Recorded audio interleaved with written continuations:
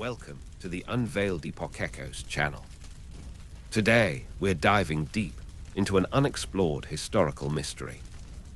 The story begins not with a shout, but with the gentle clatter of silver against china in the misty, salt-sprayed morning of a coastal town in late 19th century Massachusetts, specifically the peculiar and largely forgotten year of 1874, when the fog rolled off the Atlantic thick as wool, and the sun struggled to pierce the grey veil over the harbor of a sleepy hamlet known as Landing where the Great Debate, a controversy that would span nearly 5 decades and divide families. Political parties and social clubs first took root in the quiet dining room of the widow's boarding house. It was a Tuesday, typically a day reserved for the airing of linens and the baking of dense, molasses-rich breads. But on this particular morning, the silence was broken by a man named Elias P., a silversmith of some renown who had traveled north from Providence with a satchel full of prototypes and a heart full of contentious ambition. For Elias was a man possessed by a singular, perhaps absurd, philosophical conviction that the fork, with its aggressive tines and piercing nature, was an instrument of violence and hurry, entirely unsuited for the contemplative and soulful act of breaking the fast, whereas the spoon, with its gentle curvature mirroring the very horizon of the ocean and the dome of the sky, was the only vessel worthy of ushering sustenance into the human body during the sacred hours before noon.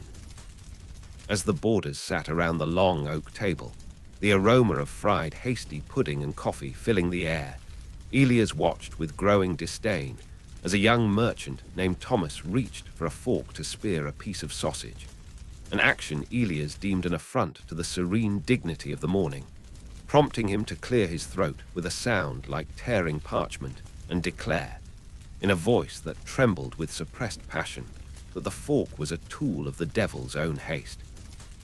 A declaration that caused the widow to drop a pitcher of cream and set in motion a chain of events that would ripple through the history of New England oddities for 47 years.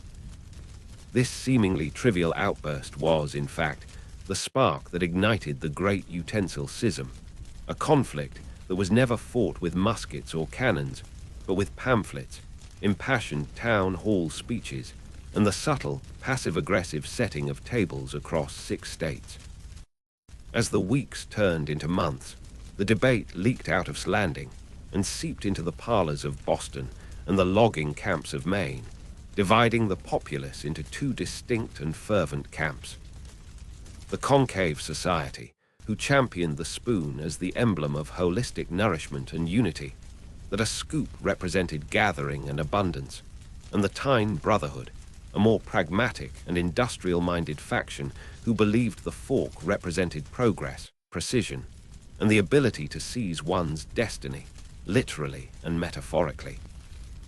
The argument might have remained a local curiosity had it not been for the discovery of an ancient journal in the attic of the Old North Church, a dusty, leather-bound volume written by an obscure Puritan mystic named Wake, who had pennied a series of cryptic verses in the late 1600s, prophesying a time when the tools of silver would wage war for the soul of the morning, a text that the concave society seized upon as divine validation of their cause, claiming that the bowl of the spoon was the cup of grace mentioned in Wake's fevered writings, while the Tyne Brotherhood dismissed the journal as the ramblings of a madman, countering with their own historical research that sought to prove that the founding fathers, in their most private moments, preferred the efficiency of the fork for their morning flapjacks. As the 1880s approached, the debate took on a mysterious, almost esoteric quality, with circulating that the designs of certain spoons minted in Ireland contained hidden maps etched into the filigree of the handles, maps that supposedly led to a cache of pre-colonial silver buried somewhere in the White Mountains, a treasure said to possess the power to alter the taste of food, making even the stalest taste like ambrosia, a legend that drew treasure hunters and mystics into the fray. The lines between a debate over etiquette and a quest for alchemical truth. The conflict reached a bizarre peak in 1892 during the infamous Oatmeal Riots of Vermont. A misnomer, really, as it was less of a riot and more of a stern, silent standoff in the town square of Montpelier, where 300 men stood in the freezing rain, half holding spoons and half holding forks, each other down for 6 hours until the mayor, a weary man who just wanted to go home and eat his soup, presumably with a spoon, though he never publicly declared his allegiance, ordered the fire brigade to dispense hot cider to everyone, temporarily diffusing the tension with the universal language of warmth and spice. Yet, beneath the public spectacle, a deeper, more shadowy narrative was unfolding, involving a secret society known only as the Alloy Circle, a group of metallurgists and philosophers who believed that the shape of the utensil actually influenced the magnetic field of the eater, affecting their mood and decisions for the rest of the day, and they conducted secret experiments in gas-lit basements from New Haven to measuring the galvanic response of subjects eating eggs with various alloys and shapes, their findings recorded in that have only recently been partially decoded by historians of the obscure. One particularly fascinating figure in this saga was a woman named Vance, a lighthouse keeper off the coast of Maine who became an unlikely icon for the after. She claimed that during her asta, the curvature of her silver spoon had caught the reflection of the lighthouse beam and projected a perfect navigational chart onto the wall of her kitchen, a chart that allegedly showed the currents of the Atlantic shifting in response to the collective intent of the breakfast eaters of America. A claim so poetic and absurd that it captivated the imagination of the romantic poets of the era, who began writing odes to the silver scoop that cradles the dawn, further entrenching the spoon as the tool of the dreamer and the artist. Meanwhile, the Tyne Brotherhood, not to be outdone, aligned themselves with the burgeoning Industrial Revolution, commissioning factories to produce forks with aerodynamic tines and reinforced handles, marketing them as the tools of the Titan, essential for the modern man who had no time to scoop, but only to conquer. And they even went so far as to lobby the state legislature of Connecticut to pass the Bifurcation Act of 1904, a ludicrous piece of legislation that mandated that all state-funded breakfasts must be served with a fork of at least 3 tines, a law that technically remains on the books today, though entirely unenforced. The mystery deepened in 1911 when Elias Peer, now an old man, disappeared from his home, leaving behind nothing but a single, perfectly balanced spork, a hybrid utensil that had been to exist only in the forbidden texts of the utensil underground, lying in the center of his dining table, an object that horrified both factions as an abomination of nature, a symbol of compromise that neither side was willing to accept. The appearance of the spork sparked a frenzied investigation, with detectives and amateur sleuths trying to trace its origin, leading them down a rabbit hole of international intrigue involving a Swiss clockmaker who had allegedly perfected a universal pivot for silverware, and a shadowy order of monks in the Pyrenees who had taken a vow of silence regarding all cutlery. And as the investigators dug deeper, they began to uncover evidence that the entire debate, the whole 47-year struggle, might have been orchestrated by a powerful cartel of silver mine owners in Nevada who sought to artificially inflate the demand for silver by encouraging households to buy double sets of specialized mourning wear. This revelation, however, did little to dampen the fervor of the true believers, for by now the spoon and the fork had become symbols of identity, of a way of viewing the world, circular and inclusive versus linear and direct, and the debate had taken on a life of its own, independent of economics or logic, becoming a part of the cultural folklore of New England, woven into the bedtime stories told to children and the sermons preached in rural churches. The climax of this ridiculous yet strangely compelling saga arrived in 1921 at the Grand Cutlery Concord held in a sprawling ballroom in Newport, where delegates from both societies met to finally settle the matter under the gaze of a neutral arbiter, a retired judge named Stone, who was famous for his impartiality and his lack of sense of smell.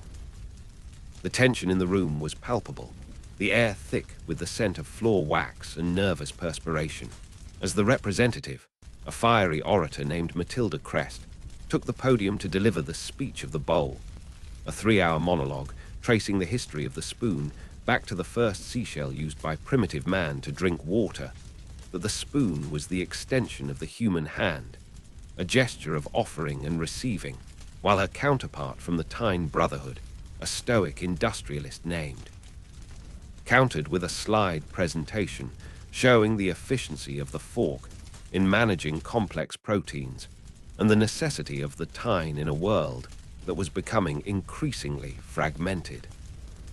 Just as the debate seemed destined to end in another stalemate, a sudden hush fell over the crowd as the doors to the ballroom swung open, and a young girl, no older than 10, walked in carrying a tray upon which sat a simple, unadorned wooden bowl filled with oatmeal and a single glimmering utensil that was neither spoon nor fork, but a smooth, flat paddle, a throwback to an era before metal, before industry, before the complications of modern life. The girl, whose name was never recorded in the official minutes, but who is remembered in local legend as the child of the grain, walked to the center of the room, sat on the floor, and began to eat with the paddle, her face a picture of pure, uncomplicated contentment. And in that moment, the absurdity of the 47-year war washed over the assembly like a cold wave, the silence stretching out, heavy and profound. As the adults in their stiff collars and corsets realized they had spent half a century fighting over the geometry of conveyance rather than the joy of sustenance. There was no formal treaty signed that day, no declaration of victory, but slowly, one by one, the delegates began to pack up their pamphlets and their prototypes, the anger draining out of them, replaced by a strange, melancholy relief. And as they exited the ballroom into the cool evening air of 1921, the great utensil schism effectively dissolved, not with a bang, but with the quiet recognition that some mysteries are not meant to be solved, but merely lived through. The spoon and the fork returned to their shared drawer, lying side by side in the darkness, clinking softly only when the house settled or a heavy truck drove by. Enemies turned neighbors in the velvet-lined piece of the silverware chest.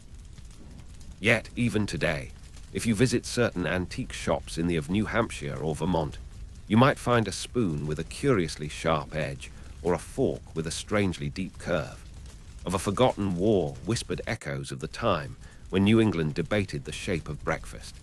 And if you listen closely to the wind whistling through the pines, you might hear the faint, ghostly sound of silver ringing against porcelain, a reminder of the passion, the mystery, and the beautifully unnecessary complexity of the human spirit.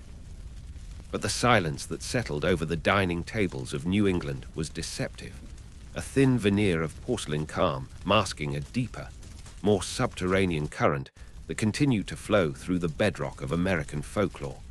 For while the public debates had ceased, and the pamphlets had been used to kindle hearth fires during the long winters of the Roaring Twenties, the true essence of the controversy had merely sublimated into a form of quiet.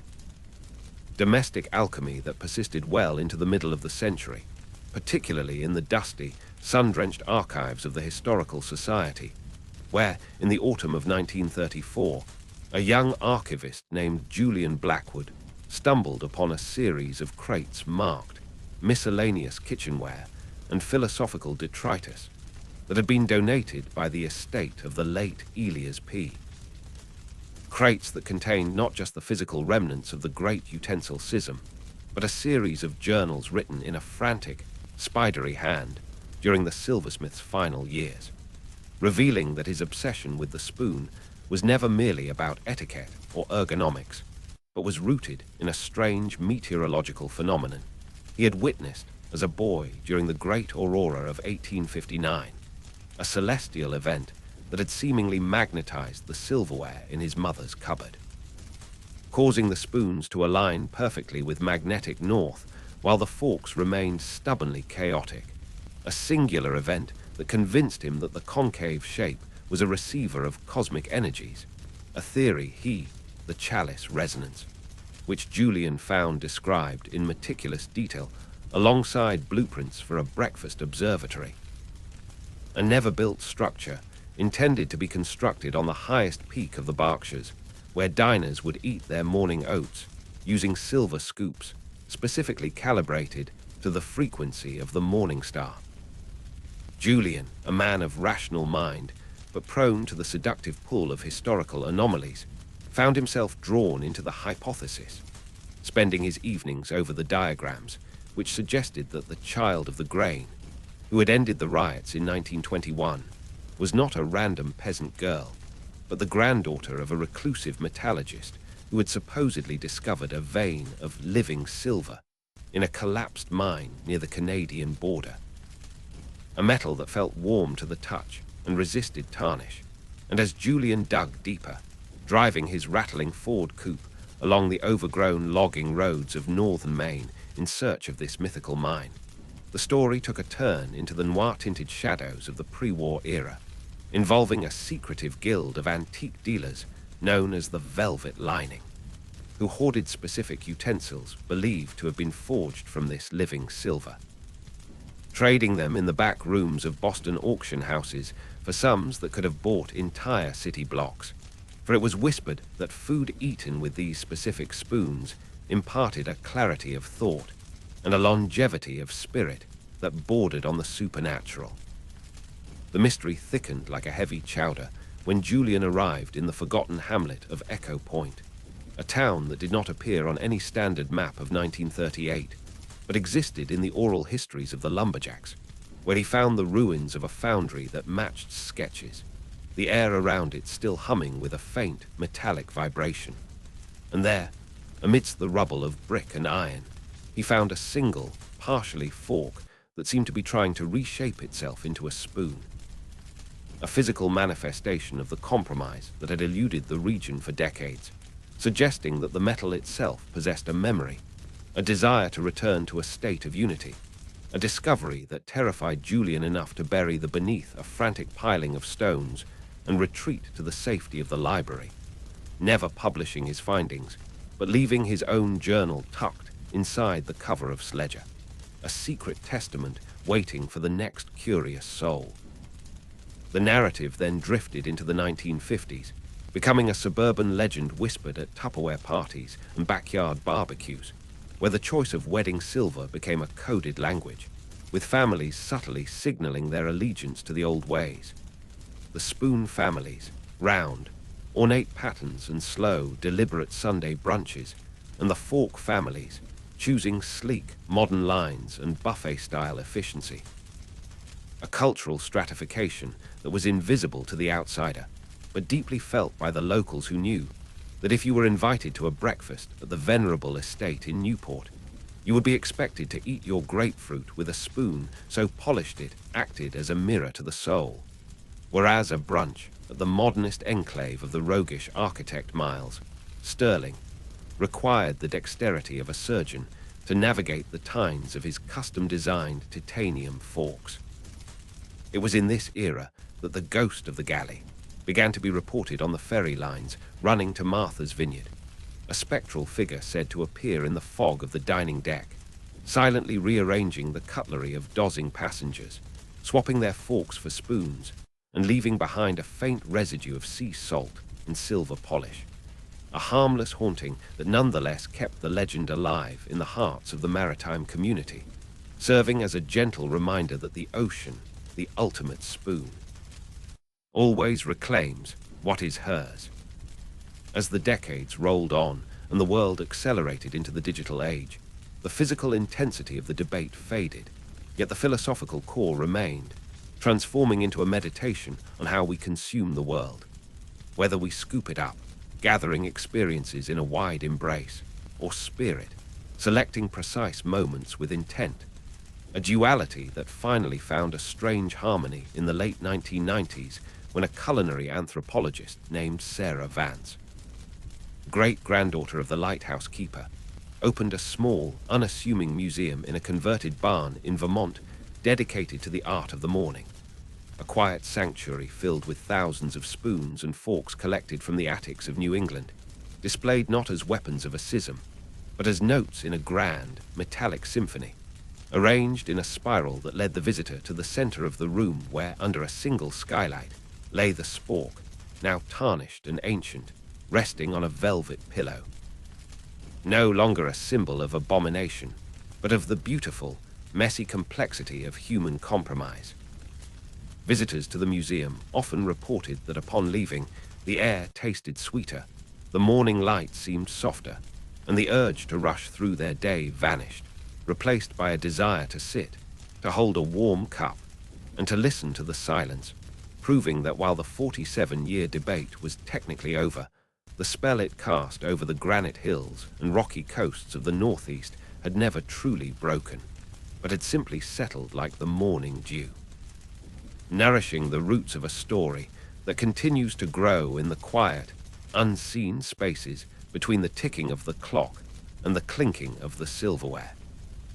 However, the story did not rest in the velvet stillness of the museum cases, for the turn of the millennium brought with it a new and unexpected dimension to the great utensil schism, one that moved beyond the physical shape of silver and into the realm of sound and vibration. A chapter that began on a snowy Tuesday in January of 2003, when a young audio engineer named Reed visited the Vance Museum not to look, but to listen, carrying with him sensitive recording equipment intended to capture the ambient acoustics of historic barns for a university project, only to discover later, when reviewing the digital files in the quiet of his studio, that the room filled with thousands of spoons and forks was not silent at all, but was emitting a low, crystalline hum, a frequency just below the threshold of human hearing that fluctuated in perfect rhythm with the tides of the Atlantic Ocean some 200 miles away. A discovery that sent a shiver down his spine and led him to contact Sarah Vance with a theory that perhaps Elia's P. And the mystic wake had not been about etiquette, but about tuning, about the idea that the spoon and the fork were actually tuning forks for the soul, resonant devices meant to harmonize the internal vibrations of the eater with the external frequencies of the earth. And Sarah, united by this auditory mystery, began a series of nocturnal experiments in the barn, arranging the cutlery in different geometric patterns, concentric circles, spirals, and the star of the tine, and they found that when the spork was placed at the of a spiral of antique sterling silver spoons during a full moon, the hum amplified into a melodious chord that seemed to cause the dust motes in the air to dance in organized patterns.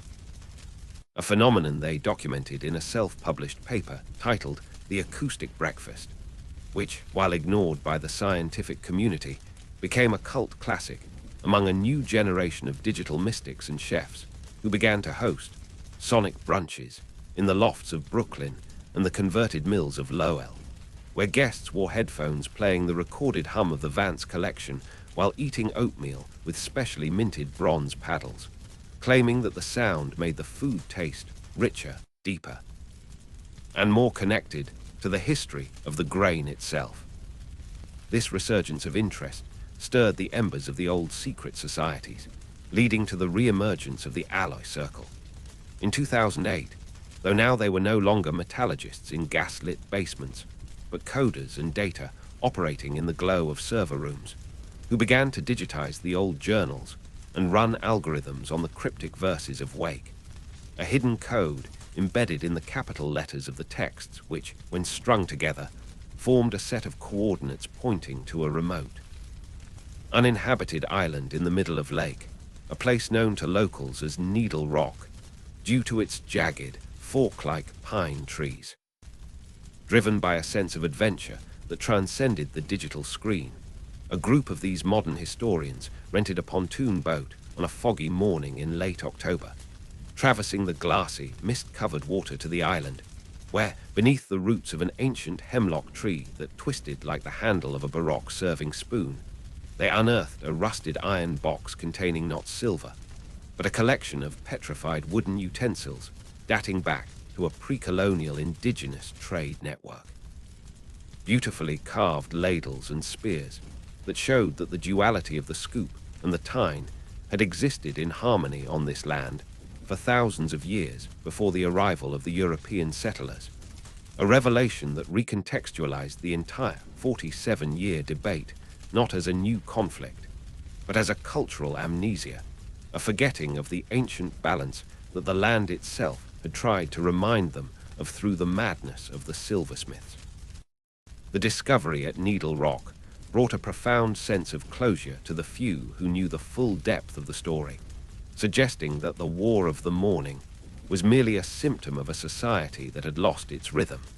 And as they were carefully cleaned and added to the Vance Museum, placed side by side with the Victorian silver, a strange thing happened.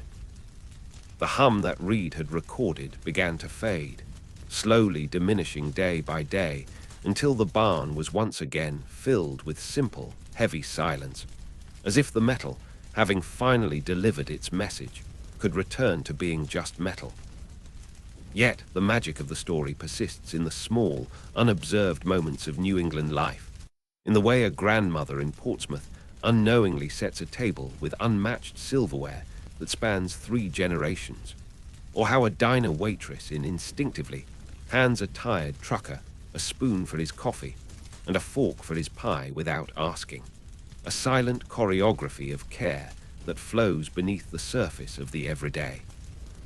There are, even now, that on the anniversary of the 1921 Concorde, if one stands on the cliffs of Landing at sunrise and holds a silver spoon up to the light, the reflection will catch a glimpse of a phantom ship on the horizon, the S. Sailing forever between the concave sky and the bifurcated waves, a vessel of eternal breakfast where the debate continues not with anger, but with laughter and the clinking of teacups, a ghostly reminder that in the grand, unnecessary, and beautiful tapestry of history, it does not matter which tool we use to taste the world, as long as we take the time to the meal. The snow continues to fall on the roof of the old barn in Vermont, burying the secrets of the Alloy Circle and the Tyne Brotherhood under a blanket of white, preserving the mystery for the next dreamer who might stumble upon a curiously shaped fork in an antique bin and feel the sudden, inexplicable pull of destiny, keeping the wheel turning, the tea steeping, and the story drifting endlessly into the quiet, starlit night of the past. And so, just as the snow settled over the barn and the digital archives with their electric secrets, the narrative current shifted once more, flowing backward through the tributaries of time to reveal a forgotten alcove of this history that had remained hidden not in metal or stone, but in the delicate, ticking heart of a clock, specifically a grandfather clock that stood in the foyer of the blackened ruins of the Maritime Hotel in Portsmouth. A timepiece commissioned in 1899 by a faction of the movement known as the Keepers of the Morning, who believed that the true enemy of the breakfast was not the fork, but the tyranny of the afternoon, the encroachment of the workday upon the sacred stillness of the dawn. This group, comprised mainly of poets, retired captains and bakers, held the radical belief that the spoon was a vessel of time dilation, its curvature capable of holding a moment in suspension like a drop of amber, whereas the fork, with its piercing nature, punctured the fabric of the moment, allowing time to leak away into the rush of commerce and industry. And to prove this, they hired a reclusive Swiss named Pries, a man who had fled the regimented clock towers of Geneva for the wild coasts of New Hampshire, to construct a mechanism that would only advance when the vibration of the room matched the frequency of a silver spoon striking a porcelain bowl. Pries, a genius bordering on the ethereal, worked for 7 years in a workshop that smelled of cedar and ozone, crafting a series of gears from the same controversial silver alloy used in the prototypes, creating a clock that did not tick in seconds, but in sips, a unit of time he defined as the duration it takes for the heart to settle after a warm swallow of tea. And when the clock was finally unveiled at the turn of the century, it was said that for those who dined in its presence, the morning sun seemed to hang in the sky for hours, the steam from the porridge never fading, the conversation looping in gentle, pleasant eddies that the march of the sun outside. The legend of the Pries regulator became a whispered myth among the boarding houses of the coast, a story of a room where it was always 8:00 a.m., where the newspapers were never delivered and the factory whistles never blew, a sanctuary of perpetual beginning. But like all things that defy the natural order, the clock disappeared during the Great Gale of 1915, supposedly washed out to sea when the hotel's foundation was breached by a rogue wave, taking with it the secret of the morning gear. Or so it was thought until the summer of 2011, when a marine salvage team, looking for lobster traps off the Isles of Shoals, pulled up an encrusted object that looked like a coral reef, but ticked with a faint, rhythmic heartbeat. This discovery brought the story full circle to a woman named Stone, the great-great-granddaughter of the judge who had presided over the 1921 Concorde, who was now a restorer of antique navigational instruments in a quiet studio in Mystic, Connecticut. When the salvage team brought the dripping, salt-caked mass to her workbench, she felt an inexplicable warmth radiating from the object, a resonance that made the silver teaspoons in her own kitchen rattle in their drawer 3 rooms away. And as she spent the long, rainy months of that autumn carefully chipping away the calcified layers of the deep, she revealed not just a clock, but a map etched into the brass backplate, a star chart that did not correspond to the sky of the northern hemisphere, but to a sky that would only be visible if the Earth were tilted at the precise angle of a spoon entering a bowl of soup, a celestial alignment that astronomers call the nutritional equinox, a theoretical event where the gravitational pull of the moon maximizes the of grain and fruit. Its restoration of the Pries regulator did not restart a war, but rather unlocked a final, serene understanding of the conflict, for she discovered a tiny inscription on the mainspring, written in a microscopic hand, which read, "The fork divides, the spoon gathers, but the clock waits for neither," a message that suggested the entire 47-year debate had been a distraction from the true magic of the region, which was the quality of the light itself, the specific, golden hue of a New England morning that demanded to be, regardless of the tool. As wound the clock for the first time in a century, the pendulum began to swing with a slow, hypnotic rhythm, a sound like a heartbeat slowing down for sleep. And in that moment, the boundaries between the past and the present dissolved entirely, the room filling with the phantom aromas of the 1874 widow's boarding house, the molasses, the coffee, the sea salt. And she realized that the unnecessary timeline was not unnecessary at all, but a necessary protecting spell. A complex ritual enacted by thousands of people over decades to preserve the sanctity of the morning against the encroaching speed of the modern world. The clock continues to tick in her shop today, keeping its own slow, liquid time, and it is said that anyone who enters her shop to escape the rain finds themselves suddenly unburdened by their schedule, checking their watches only to find the hands have stopped moving, allowing them to drift into a conversation about the weather, or the sea, or the strange, comforting weight of a silver spoon in the hand, proving that the story never really ends. It just waits for the next person to wake up, sit down at the table, and begin the day.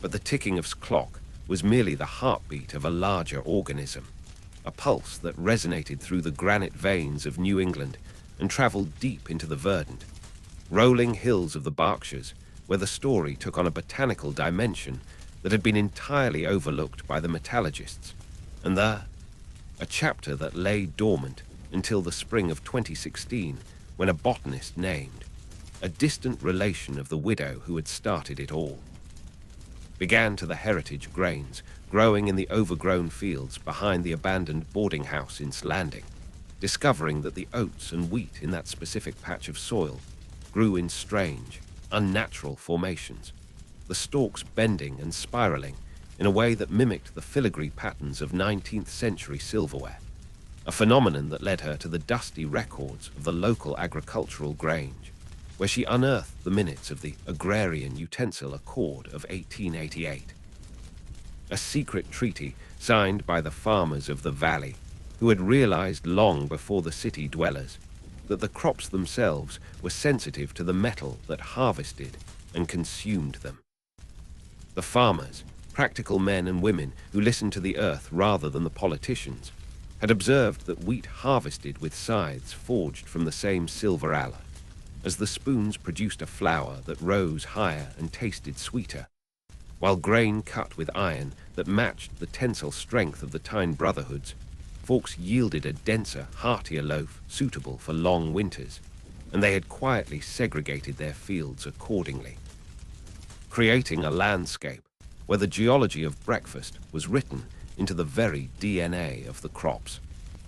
This discovery led her to a hidden cellar beneath an old grist mill in the sleepy town of, where she found jars of heirloom starters sourdough cultures that had been kept alive since the height of the great utensil schism, each labeled with the specific utensil it was meant to be eaten with, jars that glowed with a faint light in the darkness of the cellar, pulsing in time with the changing seasons. This biological connection revealed that the debate had never been truly unnecessary, but was rather an unconscious expression of a deep symbiotic relationship between the eater, the tool, and the earth, a triad that reached its zenith in the maple syrup mysteries of the late 2010s, when a collective of artisanal sap boilers in Vermont stumbled upon the Amber Archives, a series of logbooks hidden inside the hollowed-out trunk of a massive sugar maple, detailing a lost ritual known as the ceremony of the first pour, in which the village elders would test the season's syrup by letting it drip from a silver spoon and a silver fork simultaneously. If the syrup clung to the spoon, it predicted a year of comfort and gentle snow, but if it ran freely through the tines of the fork, it foretold a year of industry, rapid change, and hard freezes.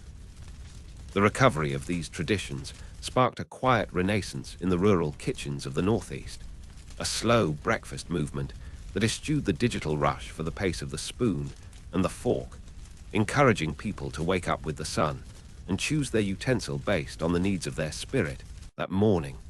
The spoon for days when one needed to gather strength and reflect, the fork for days when one needed to pierce through the fog and take action, transforming the old war into a daily meditation. A personal horoscope cast in silver and steel. And as the story moves into the present day, it settles into the lamplit corners of independent bookstores and antique shops where hushed conversations continue about the lost mines of the morning. A mythical subterranean cavern said to exist beneath the White Mountains, where the rivers run with liquid silver and the stalactites hang like forks from the ceiling, while the stalagmites rise like spoons from the floor. A geological cathedral where the earth itself is forever debating the best way to hold water, a legend that draws hikers and dreamers to the high trails, looking for a cave entrance that breathes the scent of coffee and old metal.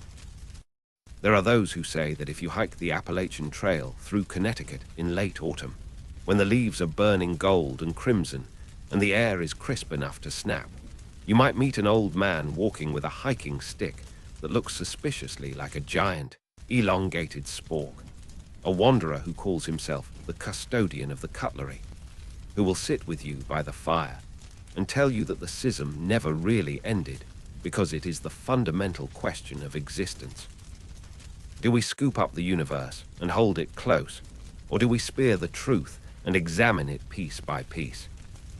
He will tell you that the answer lies not in the choice, but in the balance, in the great oscillating breakfast, where the spoon and the fork dance around the plate in a celestial waltz, mimicking the orbits of the planets and the rotation of the stars, implying that our morning rituals are merely microscopic of the cosmic order.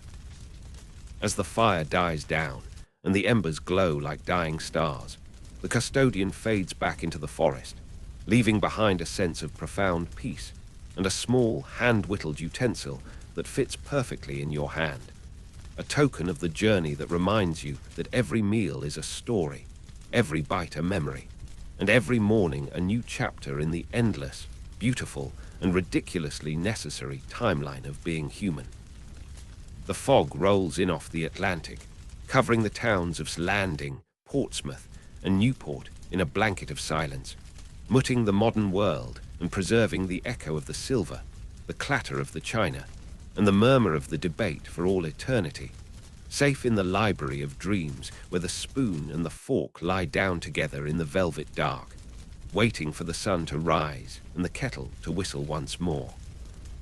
But the whispers of the custodian were not merely confined to the terrestrial trails of the Appalachians, for the story, much like the water that defines the New England coast, had a way of seeping into the most unexpected crevices of history, finding a particularly strange and cold resonance in the frozen archives of the 19th century ice trade, a forgotten chapter that came to light only recently when a team of glaciologists drilling core samples in a remote, pristine glacier in Greenland discovered a perfectly preserved crate stamped with the mark of the Ice and Silver Company, a defunct enterprise from Bath, Maine, that had famously tried to export the New England morning to the tropics in the 1880s. This crate, encased in ice that was thousands of years old, contained blocks of river ice within which were suspended, like prehistoric insects in amber, a series of experimental utensils known as the thermal forks, instruments designed with a hollow core filled with mercury, intended to regulate the temperature of the bite as it traveled from the plate to the mouth, a futile yet poetic attempt to ensure that a piece of hot sausage eaten in the sweltering heat of Havana would retain the precise, crisp warmth of a frosty Maine morning. The discovery of the thermal forks opened a new line of inquiry into the thermodynamics of the tine, revealing that the Tine Brotherhood had been obsessed with the idea that the fork was a conductor of heat, a tool of energy transfer, while they had maintained that the spoon was an insulator, a vessel of preservation that cradled the warmth of the oatmeal against the cold indifference of the world. A philosophical divergence that played out on the decks of the great ice schooners that sailed from Boston to Bombay, where sailors would pass the doldrums by carving elaborate scrimshaw into the handles of their mess kit spoons, etching maps of the stars that could only be navigated by the curve of the bowl. These scrimshawed spoons, known among collectors as the mariner's scoops, are now some of the most sought after in the maritime world, for it is that if you hold one to your ear like a seashell, you do not hear the ocean, but rather the clatter of a busy boarding house breakfast in 1890, a phantom audio recording trapped in the density of the whale bone, preserving the gossip and the arguments of a bygone era. This nautical thread weaves its way back to the rocky shores of Gloucester, Massachusetts, where the legend of the fisherman's fork persists, a tale of a giant, three-tined trident said to be buried beneath the breakwater, a monument to the peace treaty signed between the the scoop for their chowders and the cod fishermen who needed the spear for their catch, a treaty that stipulated that on the day of the vernal equinox, the town would eat a communal meal using only bread as a utensil, a tradition of humility that is still quietly observed by the old families of the Cape who tear their loaves with solemn reverence as the sun crosses the celestial equator. As the narrative drifts inland from the sea, it settles into the quiet, dust-mote-filled air of the university libraries of New Haven, where a new generation of utensil linguists has begun to analyze the dialect of the debate, publishing papers on the syntax of the scoop versus the grammar of the grab, suggesting that the very way New Englanders speak, their clipped vowels and dropped R's, was shaped by the muscle memory of the mouth, anticipating either the smooth entry of the spoon or the precise arrival of the fork. A linguistic theory that posits that the regional accent is, In fact, a form of oral developed over decades of cutlery conflict. This academic curiosity spills over into the realm of architecture, where preservationists in Providence have recently noted that the bay windows of certain Victorian mansions were constructed with a specific curvature that matches the radius of the standard imperial spoon of 1876, designed to capture the morning light in a way that would illuminate the breakfast table without creating glare, a testament to the fact that the debate shaped not just the tools, but the very rooms in which the meals were consumed, creating a geometry of nourishment that dictates the flow of light and shadow in thousands of historic homes, an invisible blueprint for living that prioritizes the sanctity of the first meal of the day. And as the sun begins to set on this endless, winding chronicle, casting long shadows across the village greens and the white-steepled churches, the story finds its resting place in the sanctuary of the Silver Silence, a small, unmarked garden behind a library in western Massachusetts, where the ground is paved not with stones, but with thousands of flattened, discarded spoons and forks, creating a metallic mosaic that shimmers under the moonlight.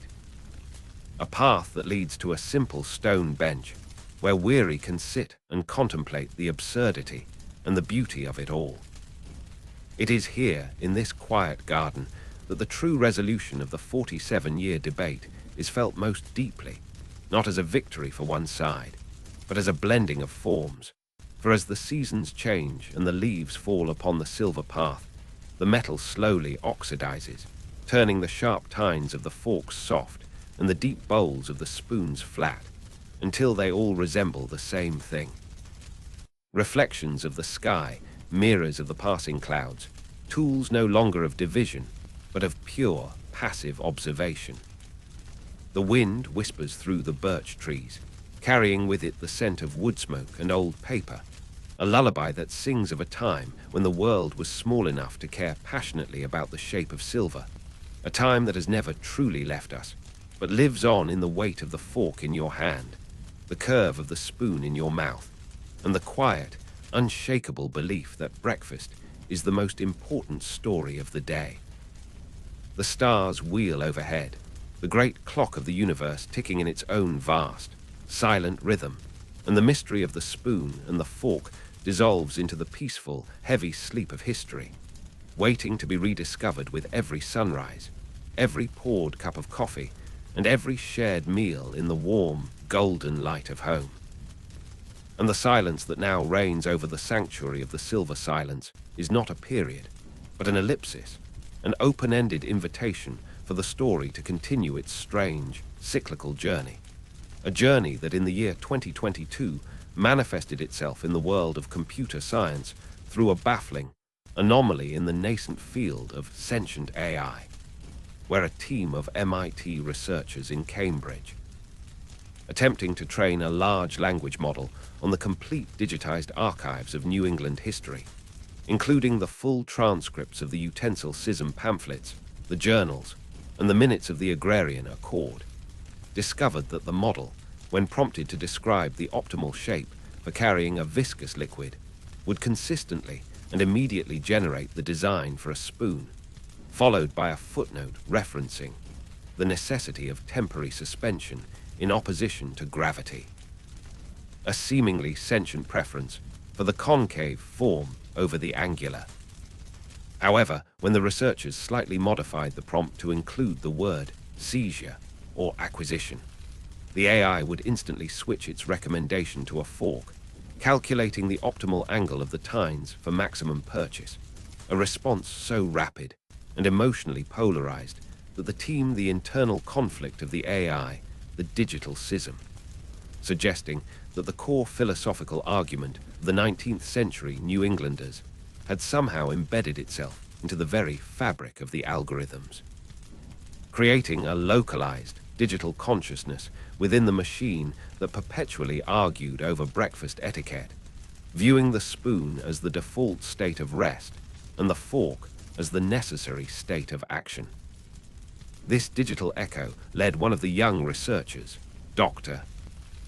to hypothesize that the collective intense focus of the 47-year debate had created a kind of psychoacoustic residue that lingered over the entire region, influencing not just the crops and the architecture, but the very way information and thought were processed within New England's geographical boundaries.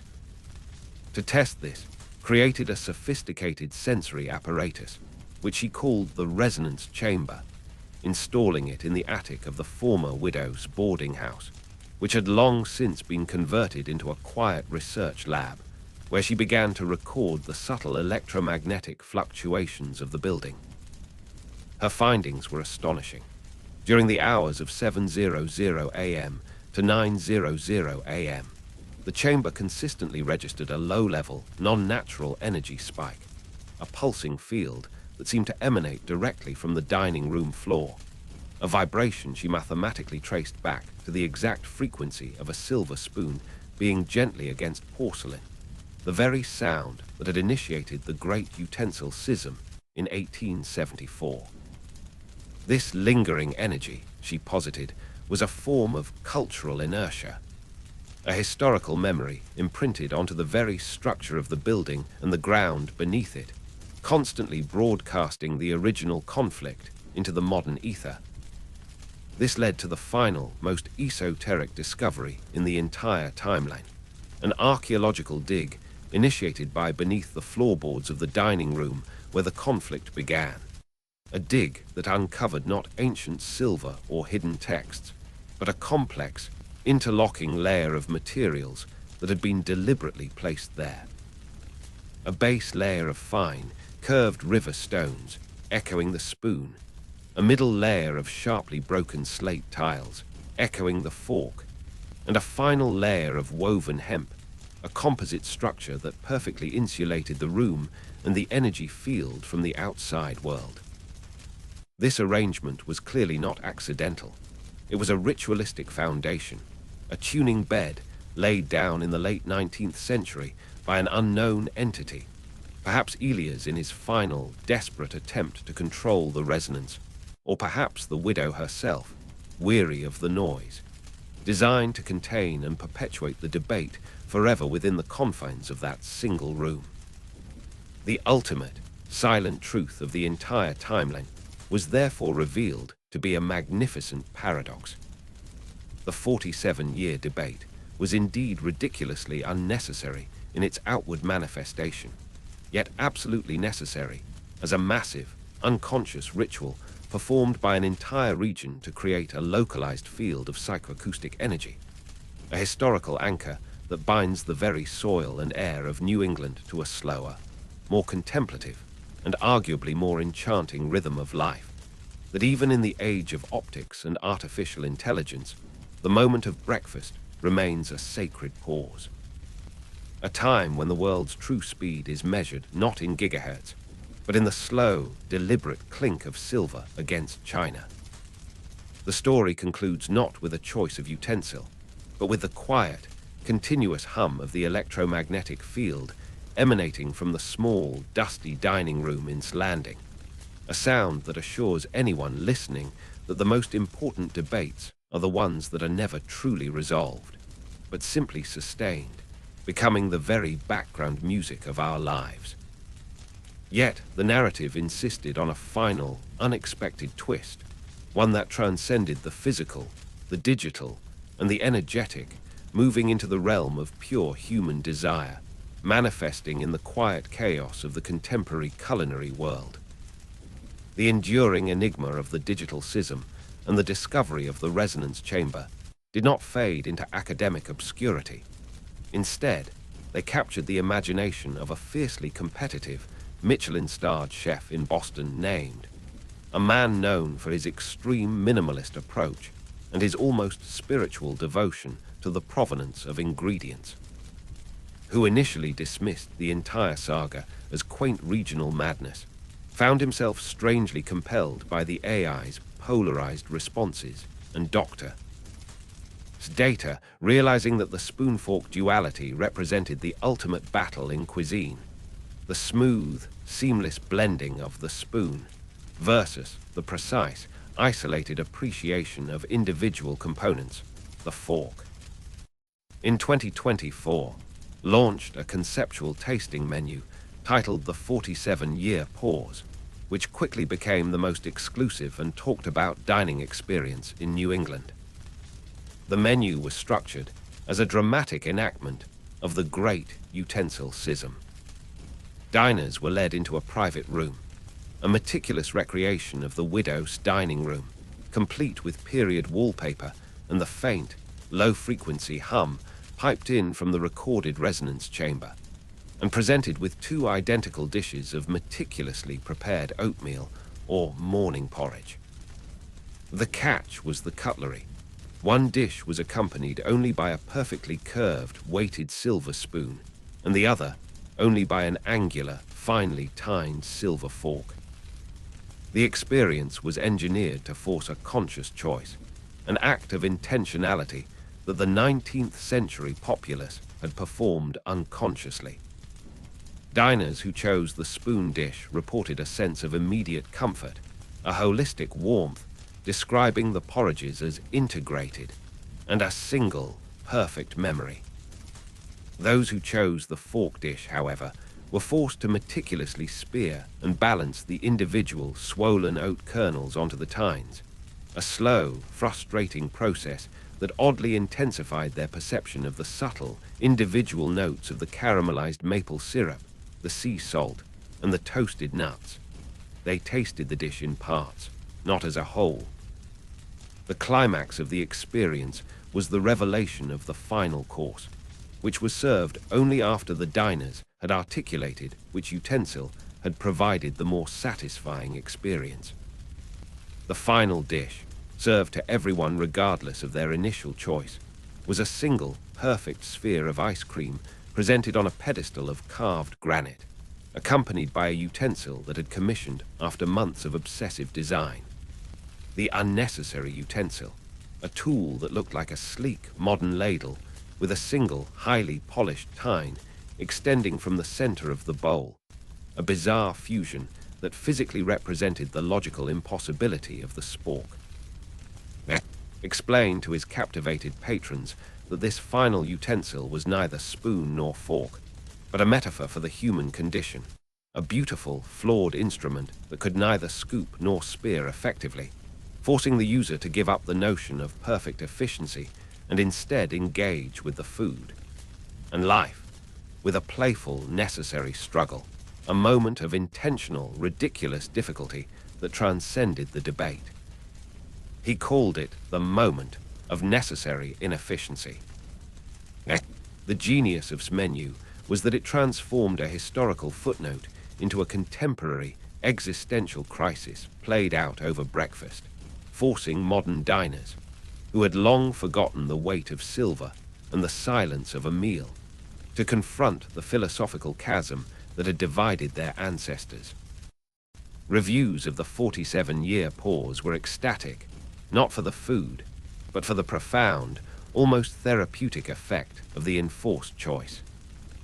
People left the dining room talking not about the quality of the oats, but about the nature of their own consumption, whether they were scoopers or spearers in their careers, relationships, and dreams. And so, the ridiculously unnecessary American timeline of the spoon and the fork, a history stretching from the salty mists of 1874 to the sterile precision of the 21st century AI and the dramatic of cuisine, finally found its resolution not in a law, a treaty, or a compromise, but in an act of artistic transformation, an expensive, exclusive performance that enshrined the conflict as a timeless cultural touchstone. The debate over breakfast, long dead in the dining rooms, now lives on the world stage, a perpetual reminder that the most insignificant details can often hold the greatest philosophical truths, and that sometimes the true purpose of a conflict is simply to give us something wonderfully, enchantingly complex to talk about until the end of time. The unnecessary utensil, with its absurd promise of both gathering and seizing, became the final, eloquent silence of the schism. But the influence of unnecessary utensil extended far beyond the polished silver of his Boston restaurant. initiating a final, deeply researched chapter that plunged the story into the realm of forgotten ancient technologies, suggesting that the entire New England schism was not a local oddity, but the faint, residual memory of a vast, forgotten civilization that had once used specialized tools to interact with continental energy grids. The trigger for this deep dive came not from a historian or a chef, but from a bioacoustic archaeologist named Dr. who, after attending the 47-year pause, became obsessed with the AI's digital schism and the idea of psychoacoustic residue. Operating out of a heavily shielded bunker beneath the University of Ireland, dedicated herself to proving that the spoon-fork duality was a form of geometric sympathetic resonance, a system used to influence tidal and seismic patterns. Her research led her to the Narragansett tribal archives, where she uncovered pre-contact oral histories describing two sacred, powerful used by shamans centuries before the Europeans arrived. The gourd cup of gathering and the tine, the piercer of the earth. These, never found but meticulously described, bore striking resemblance to the elemental forms of the spoon and the fork, but were not used for eating. They were ritualistic tools used to manage the flow of underground water and seismic stress. The gourd cup was used to soothe and gather water sources, preventing floods, and the piercer was used to relieve pressure points in the Earth's crust, preventing minor earthquakes.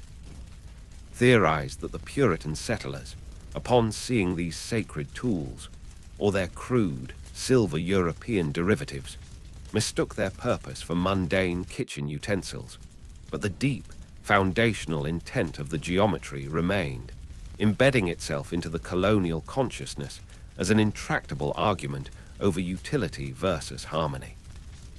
This theory gained startling traction when cross-referenced the precise dates of the peak schism, tensions 1888, 1892, and 1911, with geological records. She discovered that each peak coincided exactly with minor but unusual seismic activity in the region, particularly around the fault lines running through the Berkshires and down the Connecticut River Valley. She proposed that the intensely focused, widespread mental energy of the spoon-fork debate, amplified by the silver alloy used in the utensils, which she proved to have specific piezoelectric properties, created an unconscious, chaotic form of geoengineering, with the two factions inadvertently using their cutlery as competing magical foci, either attempting to soothe the earth or disrupt it, tying brotherhood with their collective psychic will. The climax of the Montpelier standoff in 1892, the alleged oatmeal riots, was, in its view, a moment of profound, localized, unstable geometric interference that briefly rattled the local fault lines. To further investigate, the Tyne turned her attention to the metallic remnants of the spork. Using advanced electron microscopy, she analyzed the microstructure of the hybrid metal and made a breathtaking discovery. The metal was not a single alloy, but a complex, multi-layered weave of silver, nickel, and an unknown, incredibly stable isotope that seemed to resist carbon dating, suggesting an origin far older than the 19th century. This specific isotope, she theorized, was the living silver spoken of in the old legends, and its structure mimicked the intricate, microscopic geometry found in the crystalline formations of ancient, deep earth minerals. Concluded that Elias P. the silversmith had not merely invented the spork. He had attempted to recreate an ancient stabilizing tool, a deliberate fusion of the two opposing geometric forces, the concavity and the tine, to finally neutralize the chaos that the schism had unleashed upon the geological stability of New England. The spork was not an abomination of compromise, but a desperate, failed attempt at geometric resolution, its disappearance after vanished serving as the final proof that the chaotic forces, the divided psychic energy, had simply consumed the stabilizing mechanism. Her ultimate conclusion, presented in a heavily redacted but highly influential underground paper, posited that the entire timeline, the 47-year debate, the accidental geoengineering, the AI's inherited neurosis, and the culinary dramatization, was merely the reverberation of a prehistoric truth, that the tools we hold in our hands are never just tools for eating. They are philosophical conduits, geometric attractors, and unconscious extensions of our deepest intent, capable of reshaping not just our meals, but the very earth beneath our feet. The ridiculously unnecessary timeline was, in fact, an essential slow-motion experiment in collective human psychic resonance, proving that what New Englanders ate for breakfast genuinely mattered, profoundly and seismically. The spoon and the fork were, and remain, the final, potent symbols of the choice between gathering the world softly or piercing it with sharp, decisive intent, a choice that still influences the currents and the bedrock of the part of America. The hum of the resonance chamber continues its low, pulsing rhythm, the ancient question still vibrating in the very air we breathe. The deep geological and psychoacoustic findings of Dr. however, immediately created a fierce new schism, not among civilians, but among the academics themselves. The geological community, now aware of the geometric sympathetic resonance theory, found themselves divided into two camps. The seismic, who argued that the only way to stabilize the region was to promote communal, large-scale concave gatherings, such as building vast, spoon-shaped earthen mounds, or collecting rainwater in enormous, bowl-like reservoirs to mimic the ancient and the tectonic Tyne Brotherhood, who conversely insisted that the only way to release the built-up historical psychic pressure was through controlled, small-scale, precise penetrative acts, suggesting the drilling of specific, fine geothermal wells along known fault lines, essentially using modern engineering to enact the intent of the ancient Tyne.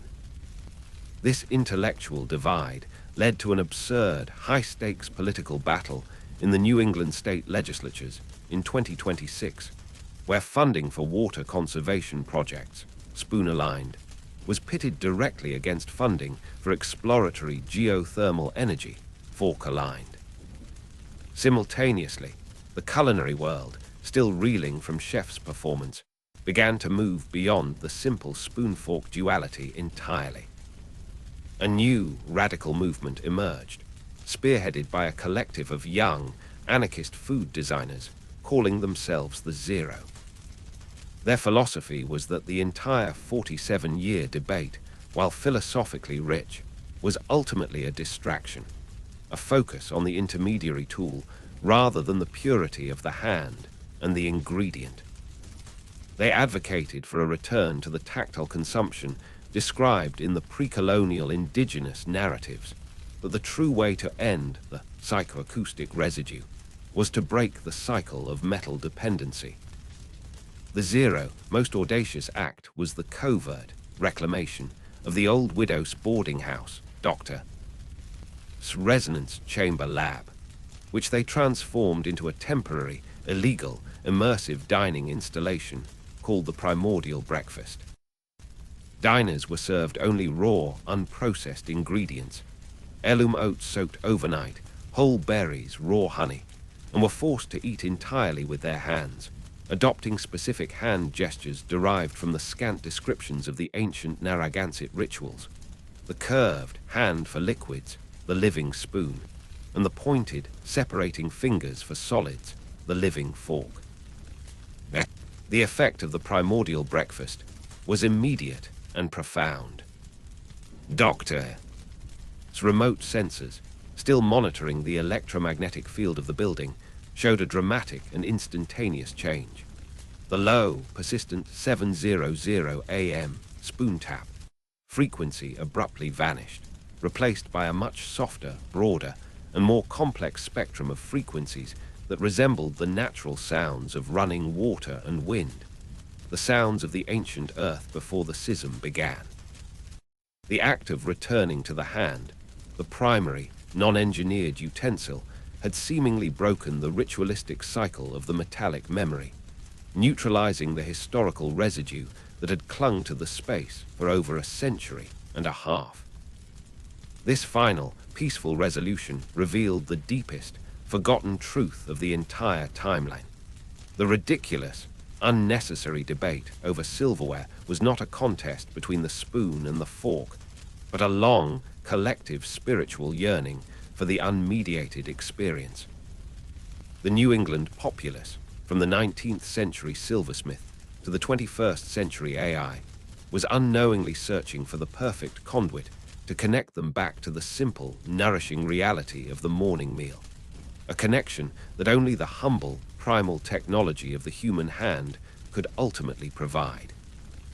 The spoon and the fork were thus revealed as beautiful, complex diversions, necessary steps on a long journey back to the simplest form of contentment, a journey whose end lay not in a piece of polished silver, but in the warmth of the sun on a palm holding a handful of oats.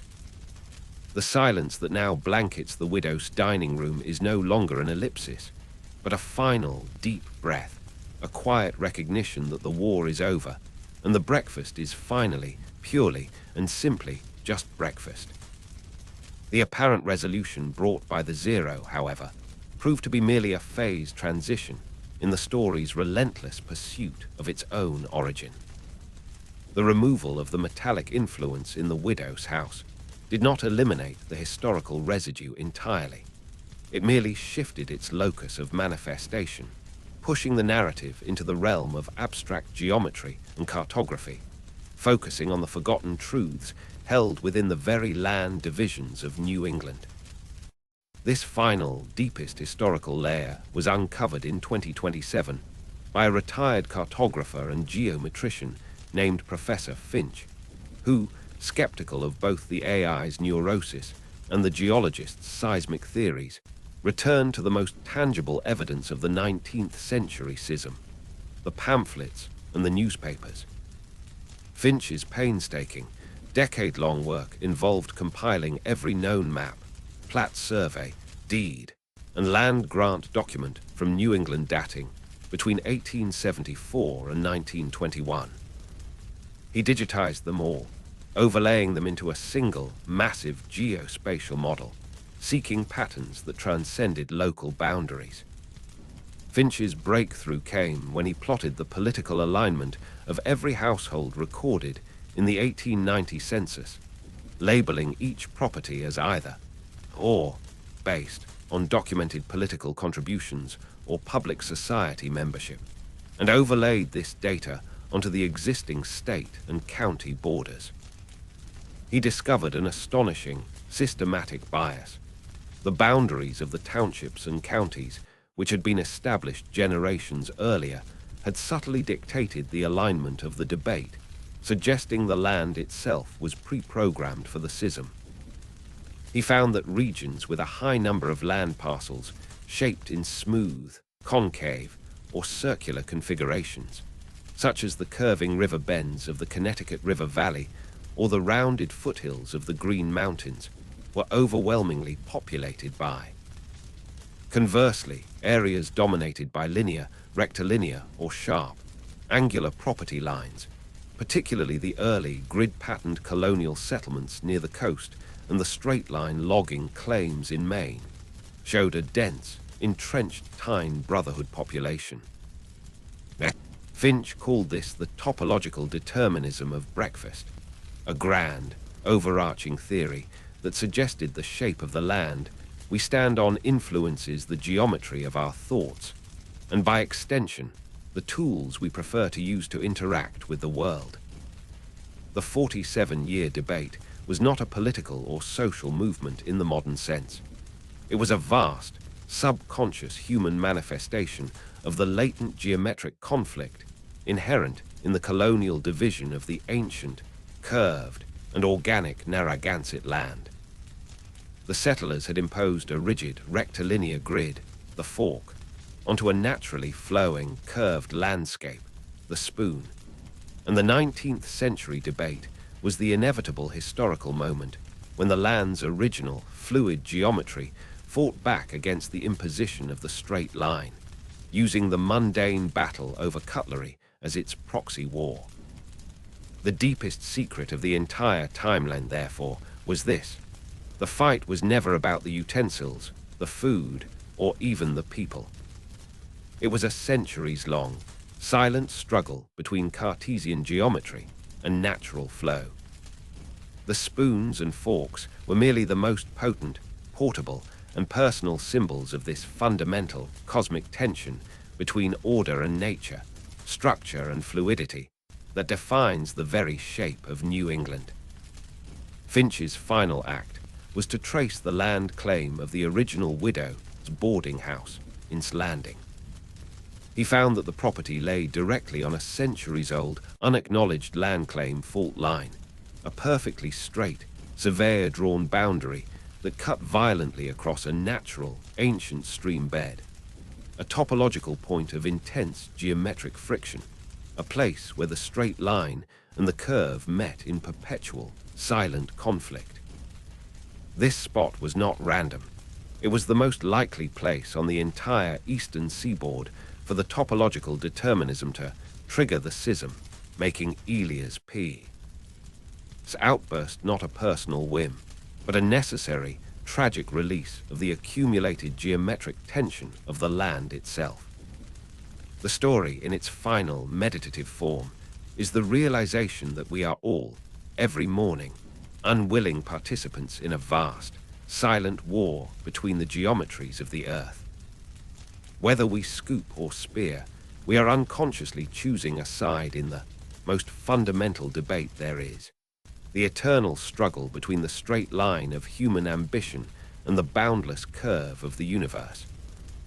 The ridiculous timeline of the spoon and the fork is, in the end, the ultimate, deep history of the New England mind.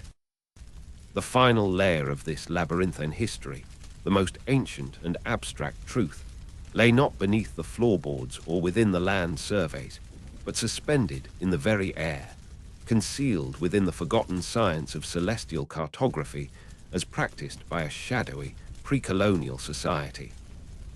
Professor Finch's topological determinism provided the map, but it failed to identify the geometric conflict between the straight line and the curve, he concluded, must have been initiated by an intelligence far older than the colonial grants of the 17th century. His subsequent research led him to a small, isolated sect of Algonquian law-keepers in the deepest woods of Maine, whose oral traditions spoke of a celestial pact made millennia ago by the Star Weavers, an ancient people who believed that the heavens were divided into two opposing forces: the curving path of the morning star, representing harmony, flow, and the cosmic spoon, and the straight arrow of the North Star, representing direction, structure, and the cosmic fork.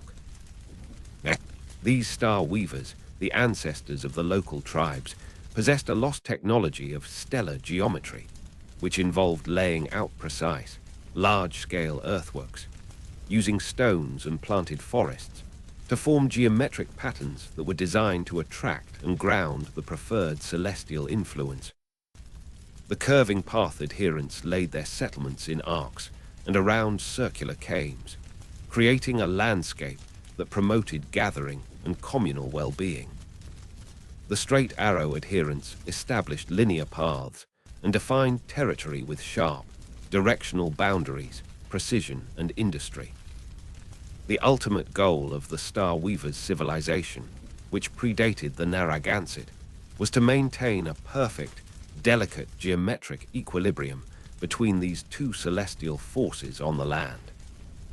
They knew that if one geometry became too dominant, the natural and social balance would be destroyed.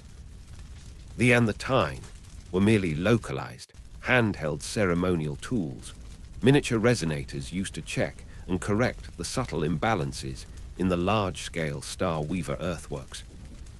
When the European settlers arrived, they unknowingly built their houses and drew their deeds precisely over the faint, forgotten lines of these ancient, competing earthwork geometries. The colonial surveyors, obsessed with rectilinear efficiency, the fork, reinforced the straight arrow influence with their sharp, uncompromising property lines, completely disrupting the equilibrium.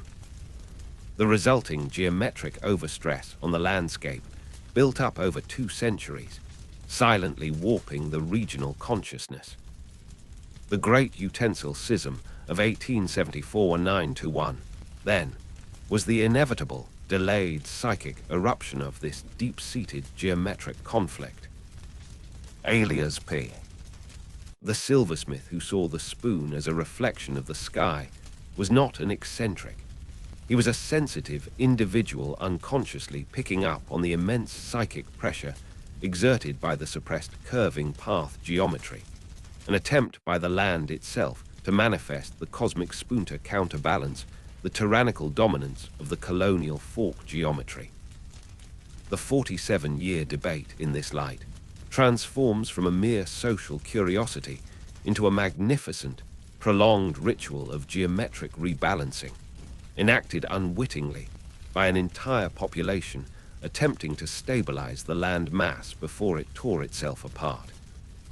The final, silent surrender in 1921, triggered by the sight of the child with the neutral wooden paddle, was the moment the collective consciousness finally achieved a temporary equilibrium, recognizing the futility of either extreme. Today, the lingering psychoacoustic residue detected by Dr. is understood not as a memory of a spoon tap, but as the faint, pulsing echo of the ancient Star Weaver earthworks themselves, a perpetual, low-frequency hum trying to remind the current inhabitants that their thoughts, their tools, and their social structures are merely temporary reflections of a far older, grander celestial geometry imprinted upon the soil of New England. The true, deep history is the profound, soothing realization that this ridiculously unnecessary timeline was, in fact, absolutely and universally necessary. A human-scale drama that prevented a geological or perhaps even a cosmic catastrophe, a testament to the power of collective focus, even when focused on something as mundane as breakfast cutlery. The debate over the spoon and the fork ensured the skis did not fall, and the earth remained whole. The geometric peace holds, for now, maintained by the millions of subtle, daily decisions made by New Englanders who continue to unconsciously choose between the curve and the line, the gathering and the piercing. Every time they sit down to eat, the subtle, life-giving balance continues to turn with the seasons and the stars. The cessation of the massive, century-spanning geometric conflict did not, however, lead to a state of stasis. Instead, it birthed a complex, subtle instability in the fabric of regional identity, which manifested not in metal or earth, but in the realm of dreams and collective unconsciousness, the final, ethereal frontier of the Great Utensil Schism. In the year 2028, a sleep research lab at Brown University, studying regional sleep disturbances, made a breakthrough discovery. A recurring, high-incidence pattern of geometric somnambulism among test subjects living in the historic Utensil Schism hotspots. Individuals from dominant areas, linear geometry land parcels, consistently reported dreams involving frantic, repetitive stabbing motions, sharp metallic sounds, and the relentless pursuit of a singular, unattainable goal, often manifesting as sleepwalking episodes where they would attempt to reorganize furniture into rigid, angular grids. Conversely, individuals from dominant areas, curved geometry land parcels, reported dreams of being gently submerged in warm, viscous liquids, an inability to grasp solid objects, and a profound indecision, sometimes leading to sleep-scooping an urge to repeatedly cup the air or sweep blankets into protective mounds. Dr. Van Stone, the great-great-granddaughter of the lighthouse keeper and the clock restorer, now a cultural psychologist, interpreted this as the ultimate, deeply personalized legacy of the conflict. The land's geometric tension, no longer able to manifest through the tools or the fault lines, had retreated into the most vulnerable part of the human psyche, the unconscious mind. The debate over breakfast had become the nocturnal utensil war, fought nightly in the dreamscape of New Englanders, a testament to the inescapable power of the Star Weaver's ancient geometries. Van Stone theorized that the only way to heal this deep psychic wound was not through science or art, but through a conscious, ritualistic engagement with the concept of the unnecessary utensil chef spore-cladle hybrid, but in a dream state context.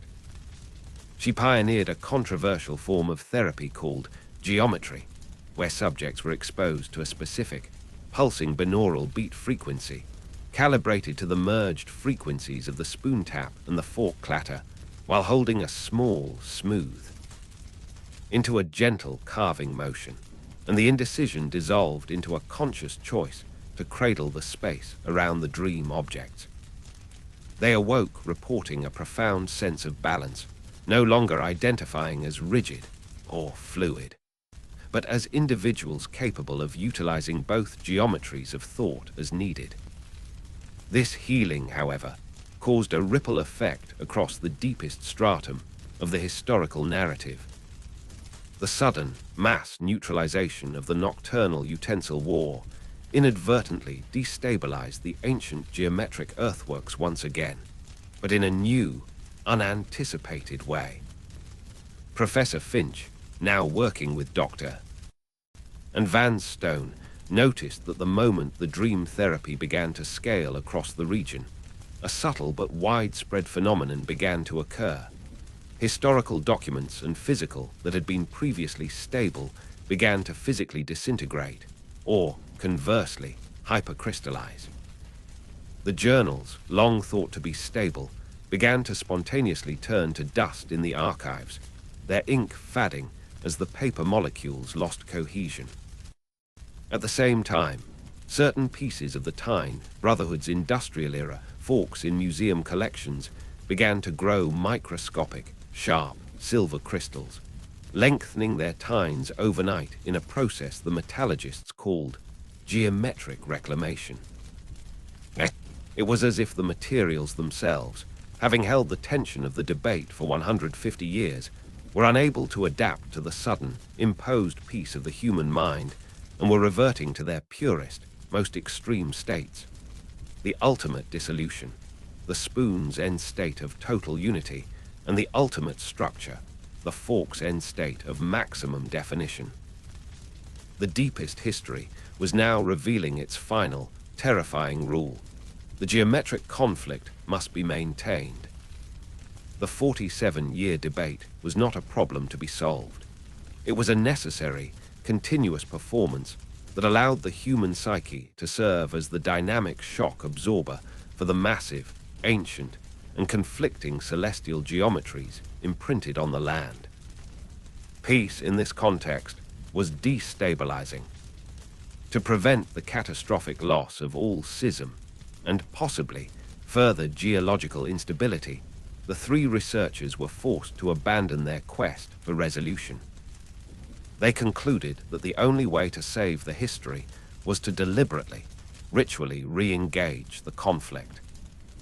They designed a final, elaborate annual event, the equinox of the unsolved meal, to be held simultaneously at the three most critical geometric sites: the Widow's House, the point of ignition; the Needle Rock Island, the point of ancient truth; and the Boston Restaurant, the point of modern performance. During this annual ritual, participants perform highly stylized, precise actions. At one site, they must spend an hour deliberately scooping a liquid with an inefficient flat object, reinforcing the spoon's struggle. At another, they must spend an hour attempting to spear a fluid gel with a fork, reinforcing the fork's struggle. And at the third, they simply sit and consciously choose their utensil, then immediately regret the choice. This annual, collective, conscious of the necessary, productive chaos successfully reintroduced the subtle psychic tension into the environment. The disintegrating journals stabilized. The hypercrystallizing forks ceased their unnatural growth. The nocturnal utensil war in the dreamscape transformed into a mild, controllable recurring motif. The true final chapter of the ridiculous timeline is the realization that the debate is the answer, not the question. The legacy of the New England utensil schism is a profound cosmic truth that some of the greatest forces in the universe, structure and flow, definition and unity, can only be balanced and thus sustained by the absurd, beautiful, and eternal act of human argument over the smallest things, that the world keeps turning, held together by the thin, clattering tension of silverware. The necessary, perpetuated conflict, ritually maintained by the annual equinox of the unsolved meal, did indeed stabilize the immediate geometric tensions. However, in the process of healing the land's deepest wounds, a new, unforeseen dimensional rift was created, pulling the story out of history and into the strange, speculative physics of the contemporary world. In 2030, a quantum physicist named Dr. A descendant of the widow, now specializing in the entanglement of macroscopic objects, began investigating the specific alloy used in the spork, the one that resisted carbon dating. He discovered that the living silver was not merely an isotope, but a form of temporal metal, a substance capable of trapping and storing not just electromagnetic energy, but small pockets of time itself. Realized that the entire 47-year debate, orchestrated by the land's geometric imperative, had served as a massive, unconscious, collective human experiment in temporal entanglement. The two opposing utensil geometries, the curve and the line, had acted as the two necessary slits in a vast, regional double-slit experiment, constantly forcing the reality of New England into two simultaneously existing states. The state where the spoon won, a reality of endless harmony, slow time, and communal unity, and the state where the fork won, a reality of relentless progress, fast time, and sharp individuality. The psychoacoustic residue was not just a memory. It was the quantum coherence between these two parallel timelines, the static friction generated by two realities trying to occupy the same space and time, with the widow's dining room sitting at the nexus point of utensil eventuality. His most terrifying discovery was revealed when he built a device to measure this temporal slippage, which he named the cutlery gauge. He found that every time a person in the nexus point consciously selected a utensil, a spoon for scooping, a fork for spearing, they did not just eat their meal. They momentarily anchored that region of reality to the corresponding timeline. When the spoon was chosen, the local flow of time slowed down imperceptibly, making the air feel warmer and the light softer, the spoon timeline. When the fork was chosen, the flow accelerated, the sharpened, and the feeling of hurry returned, the fork timeline. The unnecessary utensil, the spork with the single tine, was the ultimate paradox, because it simultaneously pulled on both timelines, threatening to collapse the two realities into a single, chaotic superposition where time and space would become nonsensical. Its original creation and its modern performance of it were both unintentional attempts to measure the unknowable, thereby risking the stability of the temporal geometric structure. The final immense responsibility of the descendants, Van Stone and the great-great-grandson of Elias, a philosopher named, was not to resolve the schism, but to perfect the oscillation. Their new mission was to ensure that the residents of New England maintained a perfect, balanced, and productive level of disagreement about breakfast utensils, forcing the region to constantly flicker between the two timelines, maintaining the temporal entanglement that kept the whole continental reality stable. Established the Institute for Necessary Contradiction, a think tank dedicated to subtly, charmingly, and relentlessly promoting equal, yet opposing views on the spoon and the fork in media, literature, and even local restaurant reviews. Their work involved secretly funding opposing local political campaigns, where the primary, subtle platform was the official designation of the state utensil. The ridiculous, unnecessary American timeline had, therefore, transcended history, geometry, and psychology, revealing itself to be the final, most elegant proof of a colossal temporal stabilization mechanism, accidentally invented by a handful of contentious 19th century New Englanders. The simple act of over-cutlery was, and remains, the single most important action necessary to keep the two parallel realities of New England from tearing themselves, and potentially the rest of the world, apart.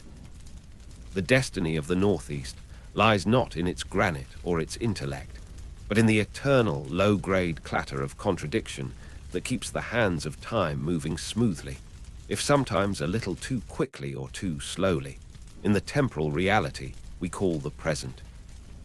The Institute for Necessary Contradiction, INC, under direction, now operated as the covert temporal agency for New England, employing highly specialized methods to ensure the perpetual, productive flicker between the spoon timeline and the fork timeline.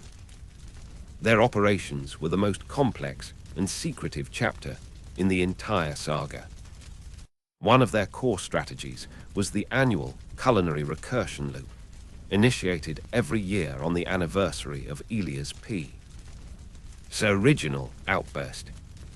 This involved subtly influencing the major food publications and culinary schools of New England to engage in a cyclical 5-year pattern of aesthetic preference.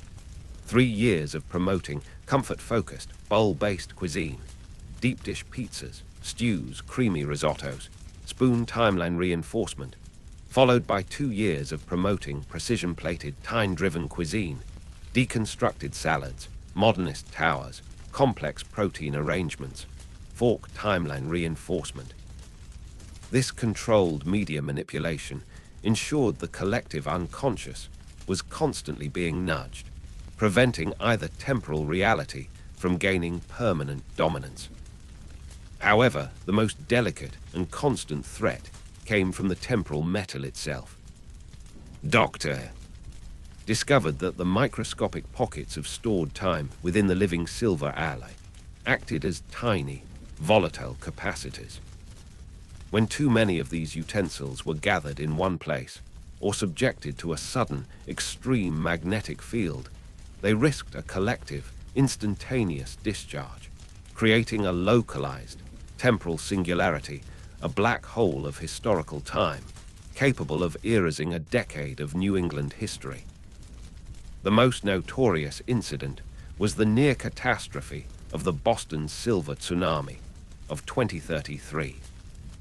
A major antique collector, unaware of the temporal danger, amassed over 10,000 pieces of confirmed utensil scissor silver, mostly forks and spoons from the Tyne Brotherhood and Concave Society, in a poorly shielded vault beneath a financial district skyscraper. The sheer volume of entangled silver created a dangerous temporal pressure wave. The INC detected a pre-singularity signature. The vault's security footage began to show momentary, looping repetitions of the guards' actions, and the external street clocks started randomly skipping minutes forward or backward. To avert the disaster, and Dr. mounted a desperate, real-time counter-operation. They couldn't simply remove the silver. Any sudden movement would trigger the collapse. Instead, they had to introduce an immediate, equal, and opposite temporal antimatter, which they achieved by rapidly deploying hundreds of custom-fabricated, null-zone utensils. These were minimalist, unadorned, matte black ceramic spatulas, deliberately designed to possess zero geometric identity, neither curved nor tined, and made of non-conductive, non-temporal material. The null zone utensils, when placed in a perfect perimeter around the vault, created a temporary, geometric shadow, confusing the collective temporal field of the silver and momentarily stabilizing the singularity. The immediate danger was neutralized, but the incident proved that the schism was now a permanent, active geological force constant, high-level vigilance, moving the narrative from historical oddity to perpetual, hidden crisis management. The profound irony was that the Institute for Necessary Contradiction was forced to continually use a third type of utensil, one that ultimate neutrality, to preserve the two-sided conflict that defined reality. The simple, unnecessary debate over whether to use a spoon or a fork had become the existential tightrope walk, maintaining the coherence of time and space in New England, transforming the descendants of contentious silversmiths and skeptical merchants into the secret custodians of global temporal stability, bound by the sacred, ridiculous duty of that the argument over breakfast never fully ends, but also never decisively concludes. The clatter of contradiction is the sound of time passing, and the vigilance against total peace continues. The near-singularity incident, the Boston silver tsunami, did more than just expose the temporal volatility of the utensil schism. It led the Institute for Necessary Contradiction, INC, to the chilling realization that the original creators of the temporal metal, the ancient star weavers, had not merely been trying to stabilize the region. They had been attempting to build a colossal geometric time engine using the continental shelf of North America as their chassis. The 47-year debate was merely the final, necessary calibration phase of a machine designed to control the flow of time itself.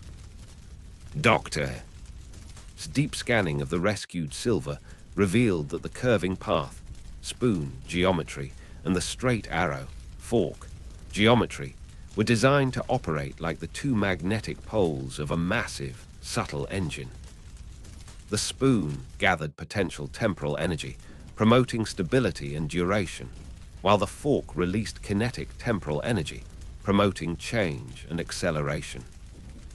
The constant societal argument over which was better was the required oscillating energy input necessary to keep the engine from locking into one state, which would result in either the eternal, frozen stillness of the past, spoon lock, or the hyper-accelerated entropic decay of the future, fork lock. The INC's greatest challenge then became the threat of temporal mimicry. As the world became aware of New England's subtle influence, albeit through coded academic papers and cryptic culinary reviews, rival geopolitical entities began attempting to replicate the mechanism. Reports surfaced from industrial hubs in Asia and high-altitude research facilities in South America of governments and corporations attempting their own localized utensil schisms, often involving the mass production and ritualistic use of specific geometric tools, hoping to gain temporal advantages or destabilize rivals.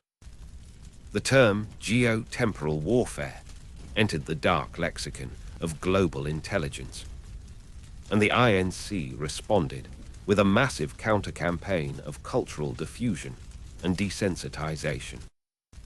Their mission was to dilute the potency of the original New England schism by making the spoon-fork duality so globally common, so mundane, and so utterly controversial that the geometric resonance would become too diffuse to activate any rival engines. They achieved this by secretly funding the global proliferation of the spork, the very abomination Ancestor had feared. The INC covertly bought stock in plastic cutlery manufacturers, influenced industrial design conferences, and inserted compelling narratives into popular culture, promoting the spork as the ultimate tool of efficiency and compromise, rebranding it from a symbol of failure to the darling of convenience stores and school cafeterias. The goal was to flood the global temporal field with a neutral, confounding geometry, and that signaled both the curve and the line, but committed to neither. This campaign was a resounding success. By 2040, the spork was ubiquitous. The world was awash in the neutral geometric signal of compromise, and the threat of geotemporal warfare waned. The great defining tension of New England had been exported and neutralized through saturation. The final, beautiful paradox of the entire ridiculous timeline is this. The generations of earnest, passionate, and fiercely divided New Englanders who fought the utensil schism to maintain their cultural identity and local stability had, in the end, created the very mechanism, the spork and its pervasive, contradictory geometry, that forced them to sacrifice their uniqueness for the sake of global temporal stability. New England became safe, but ordinary. Yet there is one final, quiet echo. In the most shielded laboratories of the Institute for Necessary Contradiction, Dr. keeps a single, perfectly balanced, original Elias P. spork. He has proven that this first spork, unlike its plastic descendants, holds the full, volatile power of the temporal metal. It is the key to the entire engine. Has determined that the spork, if rotated at a precise, high frequency that simultaneously mimics the scooping action and the spearing motion, a motion he calls the spin, can briefly open a controlled, stable aperture into the spoon timeline or the fork timeline. The current and final duty of the INC is not just stabilization, but the preparation for an eventual, necessary temporal correction. They believe that one day, when the world is in peril from some external, non-geometric threat, they will have to use the original spork, initiating the spin to temporarily collapse the two timelines into one perfect, brief moment of unified purpose, the pure essence of the unsolved meal to gain the necessary temporal advantage to save the world. The greatest debate in New England history is now the ultimate, absurd contingency plan for all of humanity. The creation of the ubiquitous spork stabilized the global temporal field, but in achieving this peace, the Institute for Necessary Contradiction, INC, created a massive institutional void. The primary enemy, uncontrolled temporal polarization, was gone, replaced by the ennui of successful crisis management. This lull, however, led Dr. to the final, deepest truth hidden within the spin. Continuous analysis of the original temporal metal spork revealed that the spin, the precise rotation needed to access either the spoon or fork timeline, was not a simple mechanical movement. It was a complex, four-dimensional motion that required a specific, conscious psychic input from the operator, a concept termed intentional inertia. The operator had to simultaneously believe in the necessity of scooping and the necessity of spearing while performing the spin, a state of profound, productive philosophical contradiction. This led to the conclusion that their final necessary role was to find the perfect operator, an individual capable of holding this absolute contradiction without succumbing to madness, the one person who could truly initiate the temporal correction to save the world. Their search led them back to the last place they expected, the rural diners of New England, the true, unsung battlegrounds of the utensil schism. They hypothesized that the continuous, subtle exposure to the geometric tensions for generations must have unknowingly selected for this rare psychological trait. They used advanced biometric scanners disguised as salt shakers and napkin dispensers, monitoring patrons for a unique, balanced neural activity pattern, a perfect 50-50 split between the brain regions associated with planning, fork, and the regions associated with emotional satisfaction, spoon. In 2042, they found her. Her name was Putter, an elderly woman who had worked as a diner waitress in Concord, New Hampshire, for 50 years, was unremarkable in every way, save for her unconscious, perfect, and fluid mastery of cutlery. She could scoop peas with a fork and gently pierce eggs with a spoon, often switching tools mid-meal, with an unconscious grace that logic. Her brain activity, as measured by covert scanners, showed the desired, impossible 50-50 split, a mind perpetually balanced on the nexus point. The oracle of had lived her life serving both sides, unconsciously navigating the geometric conflict thousands of times a day simply by fulfilling the contradictory needs of her customers.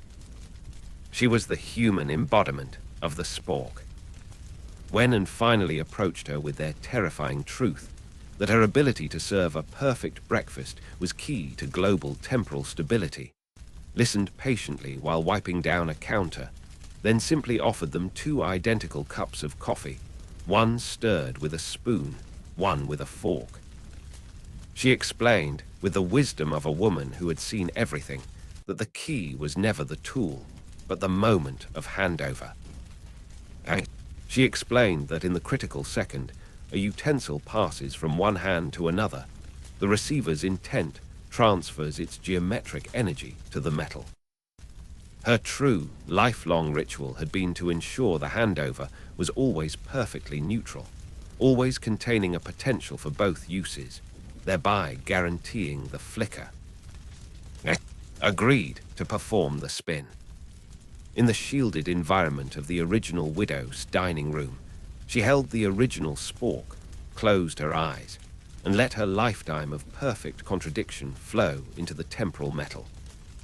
As she spun the spork, the cutlery gauge went wild. The walls of the room dissolved, and witnessed a momentary collapse of reality into a single, overwhelming moment of the unsolved meal. A vision of every New Englander, past and future, sitting at a single, infinite table, holding the spork, the light simultaneously warm and sharp, the time slow and fast, the essence of all geometry perfectly unified. The temporal correction was complete, not by choosing a timeline, but by briefly, perfectly experiencing both. When the room snapped back to normal, simply set the spork down and asked if they were ready for their check, the temporal restored to their mundane roles. The deepest, final truth of the unnecessary timeline, revealed by the oracle of, is that the ultimate mechanism for cosmic stability is not hidden in ancient geometry or futuristic science, but in the quiet, perfect service of contradiction in the daily, humble, and necessary act of a person who understands that 2 opposing needs can and must be met simultaneously, and that the greatest historical battles are often won by the quietest hands. Putter's successful, balanced initiation of the temporal correction did not mark the end of the schism's influence. Rather, it subtly elevated the conflict into the realm of pure philosophical performance art, transforming the entire state of New England into a continuous living museum. Having achieved the temporary stability of the unsolved meal, the INC's focus shifted from crisis management to maintenance of cultural ambiguity, a continuous, low-level effort to ensure the populace never fully settles on a definitive historical or functional truth regarding their cutlery. And the Institute found their most effective tool in the realm of archival preservation. They initiated Project Cloaking, a highly elaborate, multi-generational effort to subtly contaminate all historical records related to the schism. This involved placing intentionally conflicting and nonsensical into regional museum collections. For instance, a diary entry from 1880 detailing a passionate speech against the fork, found tucked into a fork-shaped cavity drilled into a massive, antique wooden spoon, or official state legislature minutes documenting the Bifurcation Act of 1904, pro-fork, that were found stamped with a ceremonial seal shaped like a perfect, deep bowl. The goal was to weaponize historical ambiguity, creating an archival paper trail that was so thoroughly, beautifully contradictory that any future historian or AI attempting to analyze the era would be forced into the same state of productive paradox that characterized Putter's mind. The history itself had to become the ultimate unnecessary utensil, a tool that offered infinite data but yielded no singular conclusion. This pervasive cultural ambiguity manifested most acutely in the field of regional architecture, creating a distinct, evolving aesthetic known as contradictory colonial revival. Architects, unconsciously influenced by the stabilized, flickering temporal field, began designing buildings that deliberately incorporated the opposing geometries. New public libraries in Boston featured vast, open, concave reading rooms, spoon, accessed via narrow, sharply rectilinear, multi-tiered stairwells, fork. New housing developments featured circular driveways and smoothly curving roofs set atop aggressively angular foundations and sharply segmented floor plans. The built environment itself became the physical manifestation of the balanced temporal tension.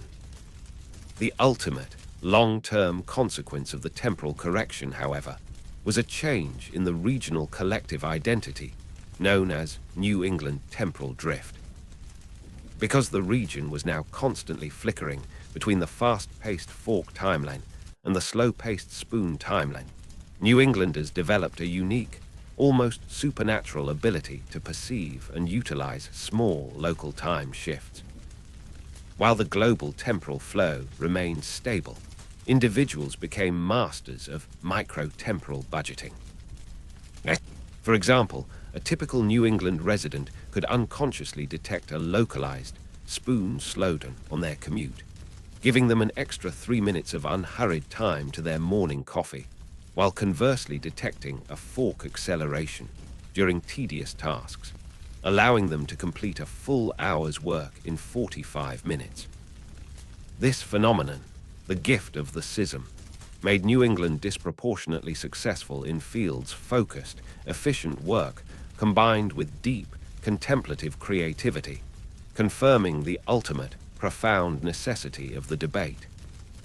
The most senior members of the INC, now wise and weary, maintain their eternal vigil, no longer focused on crisis, but on the delicate art of cultural management. They understand that their greatest duty is to ensure that the ridiculous, unnecessary debate over which is better, the spoon or the fork, never resolves in the heart of any New England child, for that perpetual, gentle tension is the thread that weaves together the very fabric of their temporal reality. The mystery is no longer a search for a beginning or an end, but the dedication to the eternal, beautiful middle, the flickering moment of contradiction that keeps time flowing.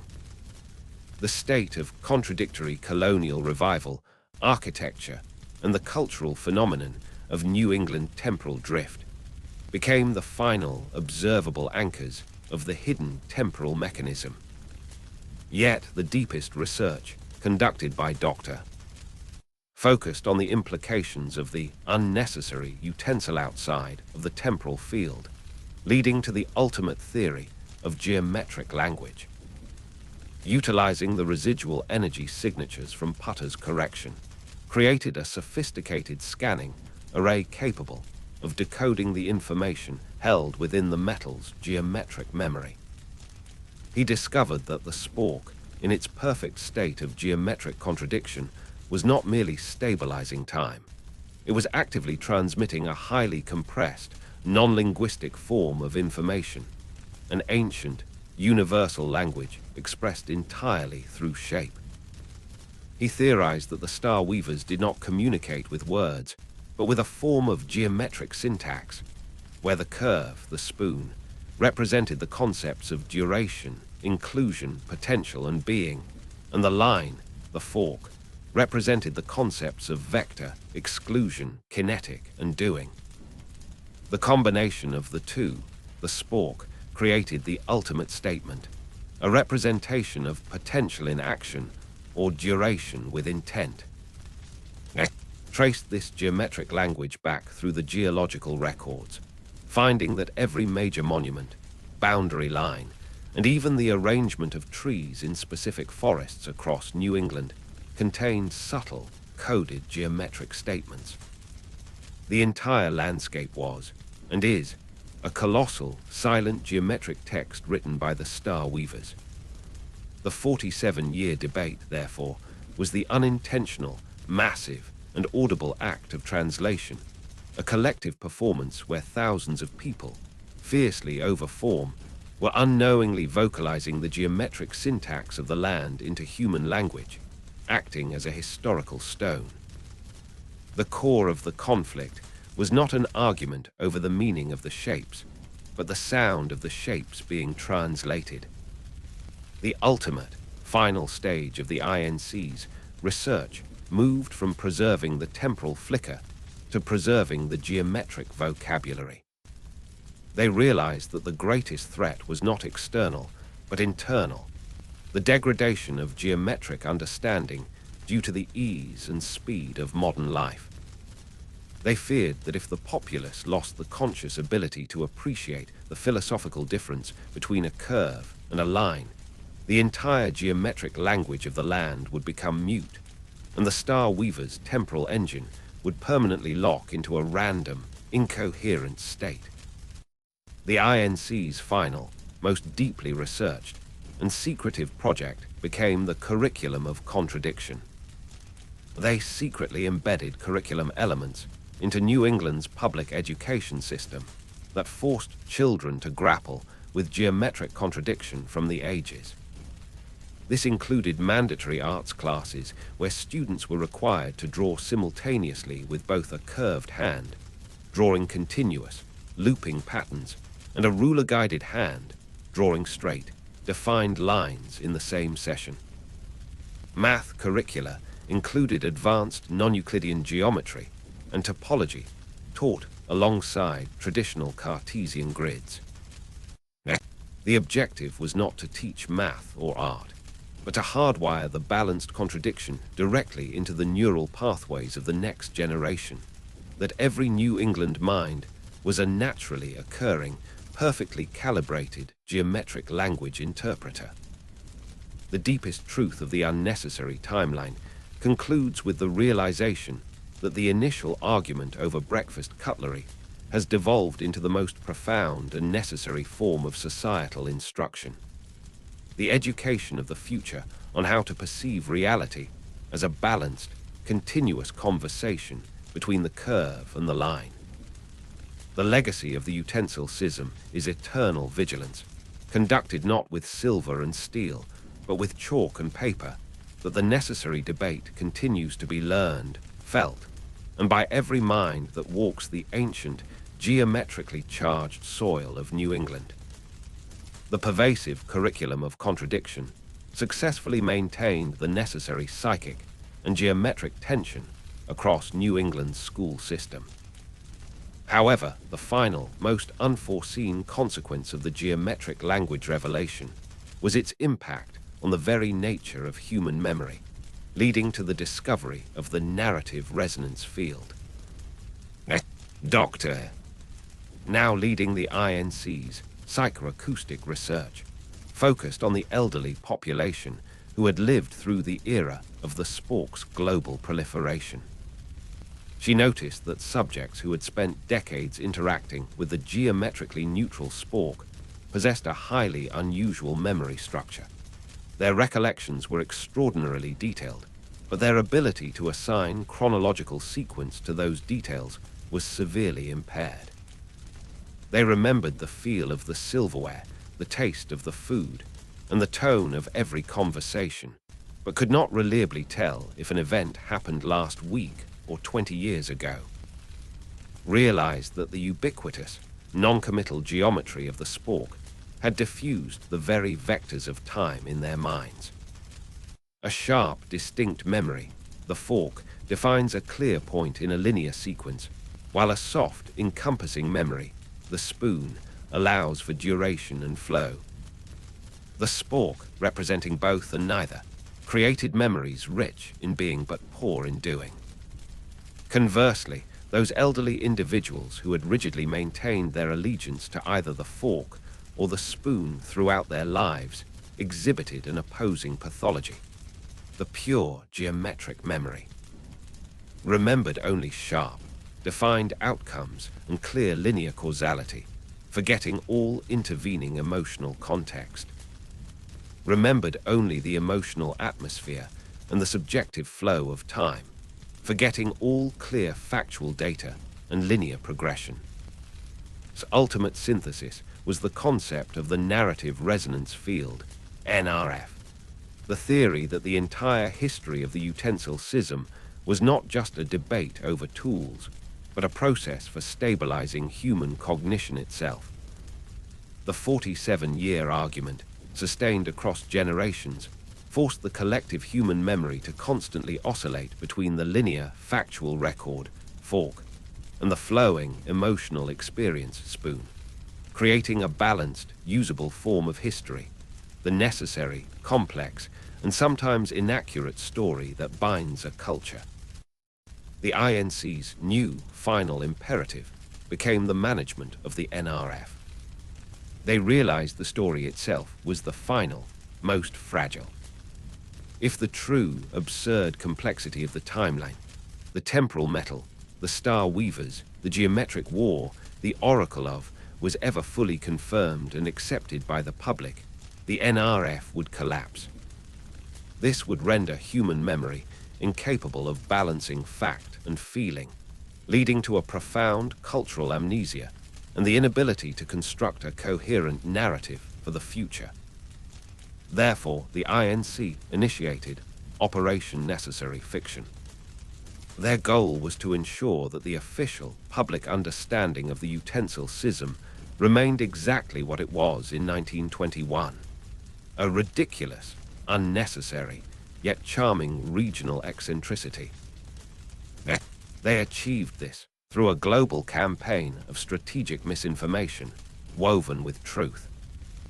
They funded documentaries that emphasized the folklore and whimsy of the debate, commissioned historical fiction that exaggerated the silliness of the initial argument, and ensured that any genuine, serious research, like saw, was buried under layers of academic jargon and ridicule. The ultimate irony of the ridiculous, unnecessary timeline is this: its profound necessity lies in its perceived. The story must be maintained as a joke, a quaint local oddity, for the serious truth it conceals, that the human mind is perpetually balanced by the tension between the spoon and the fork, is too fundamental, too destabilizing, and too powerful to be known.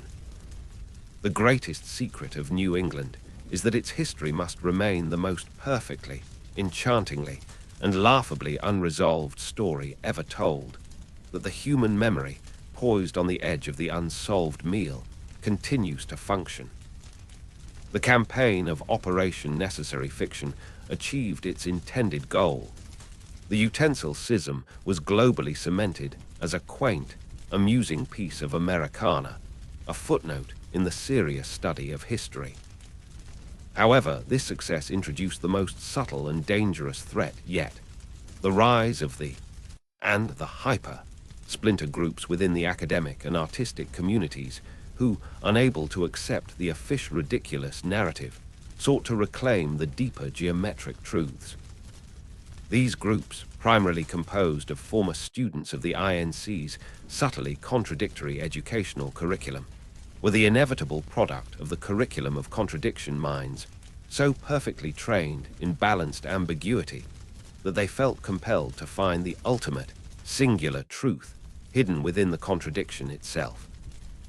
The rejected, all-linear historical accounting. They established communes in rural, curved geometry land parcels, dedicating themselves to the aesthetics of duration. Their art was non-objective, their music was drone-based and timeless, and they practiced an extreme form of slow living, attempting to personally induce the spoon timeline through sheer force of collective will. They sought to fully collapse the NRF into a state of total, blissful, and time-obliterating flow. Conversely, the hyper embraced the sharp, factual, and algorithmic. They congregated in the angular, rectilinear city centers, becoming pioneers in algorithmic trading, precision engineering, and hyper-efficient data compression. Their philosophy was the ethics of exclusion, that true freedom lay in the relentless definition and separation of all concepts. They sought to fully collapse the NRF into a state of hyper-accelerated, facts-only consciousness, believing this would unlock ultimate temporal mastery. The threat was profound because these groups were not interested in historical. They were wielding pure, philosophical intent to destabilize the NRF from within the cognitive landscape. The INC found itself facing an ideological war. To counter this, initiated Project Mimesis Maxima, a strategy designed to absorb and neutralize the extreme philosophies by transforming them into utterly meaningless, fashionable trends. The goal was to render both the and hyper-aesthetics so mainstream and commodified that their underlying geometric power would be completely diffused. The INC covertly funded fashion lines wildly exaggerated, opposing geometric elements, clothing defined by endless, draping curves and voluminous folds, spoon, juxtaposed with sharp, asymmetrical, and rigidly segmented metallic accessories, fork. They influenced global interior design to feature rooms split perfectly down the middle into two opposing styles. One side soft, rounded and textural, the other hard, angular and mirrored. This intentional, mass-market trivialization worked perfectly. The intense, dangerous philosophies were reduced to fleeting consumer choices. The aesthetics of duration became the slow fashion movement, and the ethics of exclusion became the minimalist, chic design trend. By turning profound geometric truths into shallow, contradictory style guides, the INC successfully rendered the extreme forms of belief impotent, re-establishing the necessary, ambiguous flicker in the broader cultural field. The final, essential lesson of this cycle was the confirmation that the safety of the world lay not in the absence of conflict, nor in its resolution, but in its transformation into a state of meaningless ambiguity. The greatest duty of the INC was to ensure that the core geometric struggle continued to be expressed, but only in forms, whether silly historical stories, contradictory architecture, or fleeting fashion fads, that were sufficiently trivial to prevent the serious, focused belief necessary to collapse the narrative resonance field. The mysterious journey and its necessary struggle against resolution continue. The domestication of the geometric conflict into aesthetic trends, the rise of meaningless ambiguity, was a triumph of the Institute for Necessary Contradiction, INC. But it opened the door to the most insidious threat, temporal fatigue. Dr. noted a worrying phenomenon among the INC's own operational staff, descendants of the original schism families who possessed heightened temporal sensitivity. After decades of managing the flicker and maintaining the narrative resonance field, NRF, their temporal perception began to degrade. They became exhausted by the constant oscillation between the fast, sharp fork timeline and the slow, flowing spoon timeline, leading to chronic schizophrenia, a condition where the mind could not decide which temporal state was real, resulting in debilitating indecision and chronological disorientation. Theorized that the human mind, even one perfectly balanced by the curriculum of contradiction, could not sustain perpetual ambiguity indefinitely. The continuous, subtle temporal friction was wearing down the cognitive stabilizers. The INC itself, the custodian of the schism, was on the verge of collapsing from within. to address this existential exhaustion, and realized they needed to introduce an element of true transcendence, a moment of rest outside the schism's duality, something that the Oracle had intuitively understood. They needed a ritual of withdrawal. Their deepest research led them back to the pre-schism history and the concept of the communal meal observed by the old Gloucester families, eating the vernal equinox meal using only torn bread as a utensil, a tradition of humility. They discovered this tradition was not about poverty, but about the bread itself. The bread, they proved, the ultimate geometric neutrality. Torn bread possesses no defined straight line, like the fork, and no perfect manufactured curve, like the spoon. Its form is fractal complex, self-similar patterns of brokenness, existing infinitely between the two competing geometries. When used as a utensil, the bread created a momentary, perfect fractal neutral zone in the temporal field. The INC established the order of the broken loaf, an internal, mandatory, secret ritual for all INC personnel. Once a month, at a hidden location, often the original sanctuary of the Silver Silence, now carefully restored, the staff gathers to share a communal meal, consuming only slow-baked, hand-torn sourdough. During this ritual, they deliberately focus on the rough, irregular edges of the bread, embracing the visual and tactile manifestation of pure, unmanaged contradiction. This ritual of the broken bread acts as a cognitive grounding mechanism, allowing the minds of the INC staff to step momentarily out of the NRF, mitigating the temporal fatigue. It provides a brief, necessary psychic vacation from the perpetual duty of the flicker, confirming the final, profound truth of the New England schism. The ultimate peace is found not in silver or steel, but in the most humble, flawed, and broken piece of nature. The story, therefore, concludes not with a perfect solution or a grand technological fix, but with a deeply human, spiritual act of humility and shared nourishment, proving that the greatest secrets of the universe, like temporal stability and geometric balance, are often preserved not by complex machines, but by the simple, conscious decision to eat with brokenness. The mysterious journey and its necessary struggle against resolution continue, preserved by the simple, irregular edges of torn bread. The order of the broken loaf provided vital cognitive relief for the INC personnel, but the underlying geological and atmospheric manifestations of the stabilized, yet volatile, geometric language demanded continuous study. Doctor's research now turned to the subtle, persistent anomalies in New England's weather patterns, revealing a final, unexpected connection to the schism.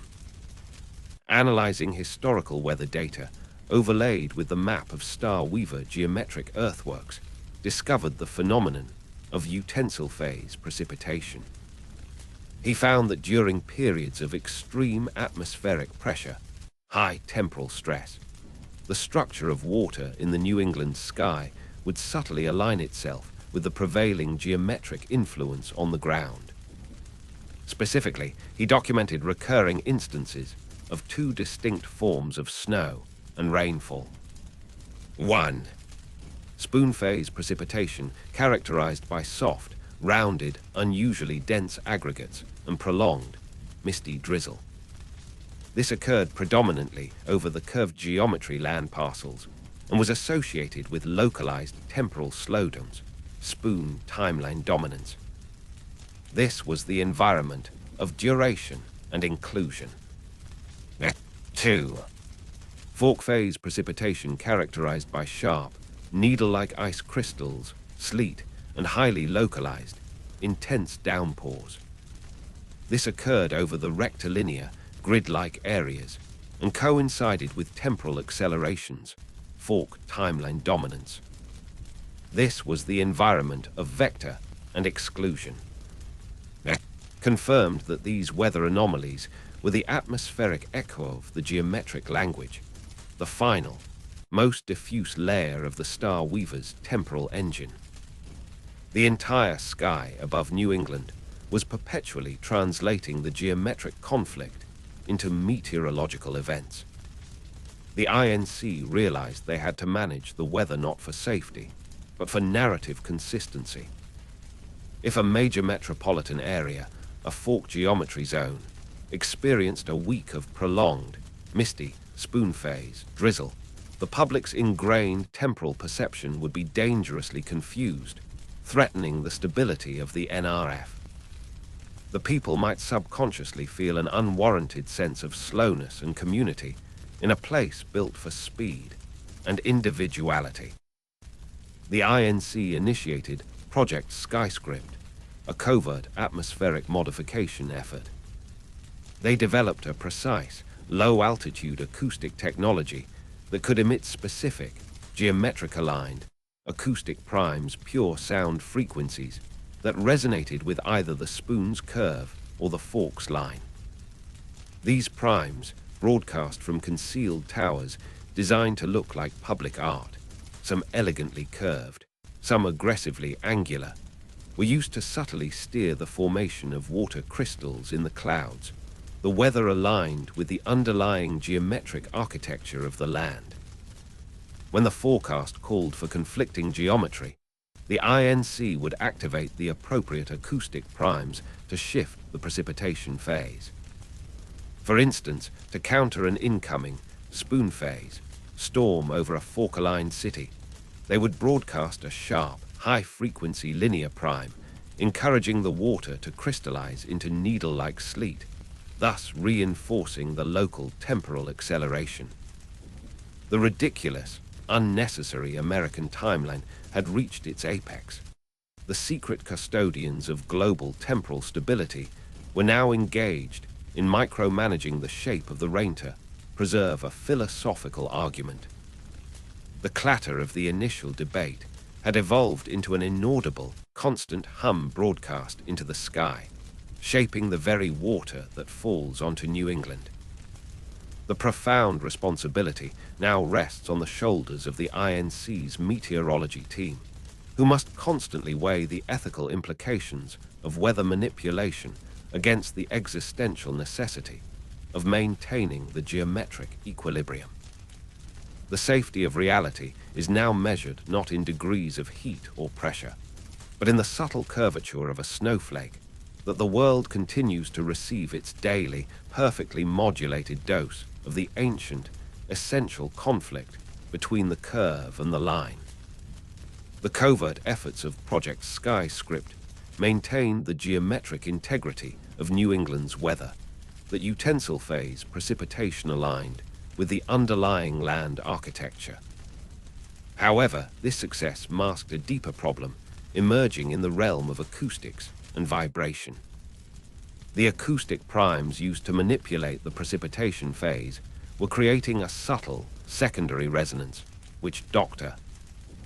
identified as the spoonfork harmonic interference.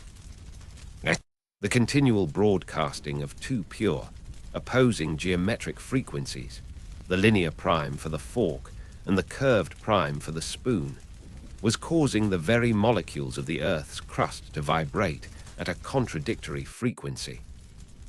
This phenomenon was most acute beneath the large antique silver deposits, the unrecovered temporal metal which acted as giant, subterranean tuning forks. Research conducted in abandoned mine shafts in Vermont and Maine revealed that the interference was inducing a slow-motion, cumulative geological stress she termed lithospheric temporal bleed. The constant, unresolved acoustic conflict was causing the bedrock itself to slightly lose its grip on the present moment. Microseismic activity across the region began exhibiting highly anomalous characteristics. Instead of typical, sharp fault-slip events, fork, they were registering slow, sustained creep events that momentarily reversed in direction, spoon. The Earth itself was becoming chronologically confused, struggling to maintain its place in the timeline. The INC realized that the solution could not be found in external manipulation, like weather control, but in internal, structural reconciliation.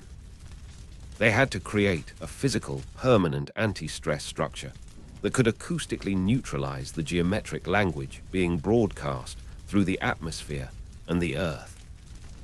Drawing inspiration from the ancient star weavers, geometric text, and the balanced geometry of the fractal neutral zone, the torn bread, proposed the final, grand architectural solution, the creation of the arc of unnecessary tension.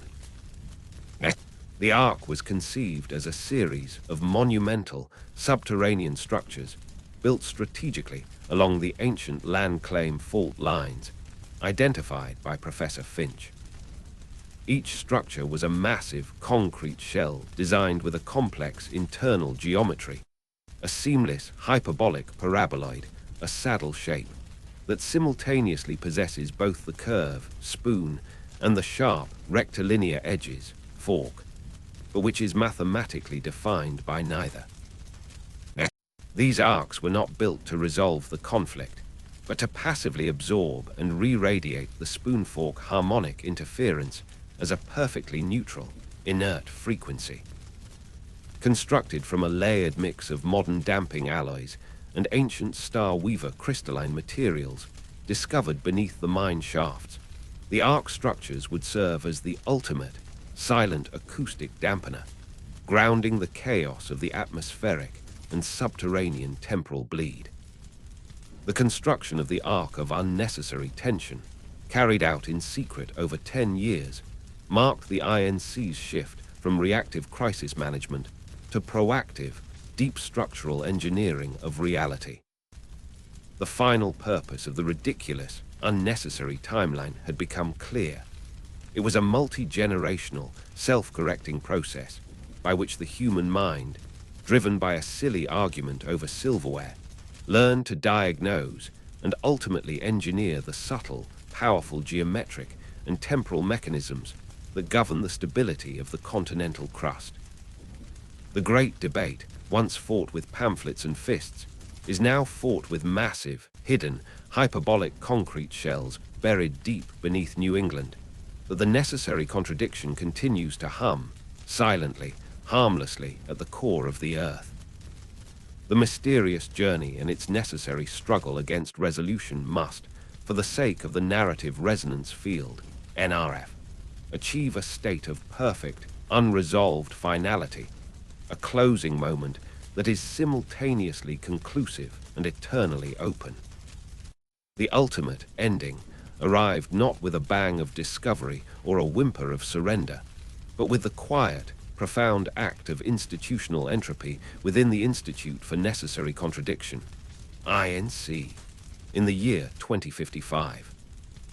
After decades of managing the flicker, maintaining the arc structures, and executing the rigorous self-refuting history protocol, the founding generation, Dr. faced mandatory retirement. They chose their final act to be one of intentional, total dissolution, that the necessary struggle could continue without the certainty of a central command.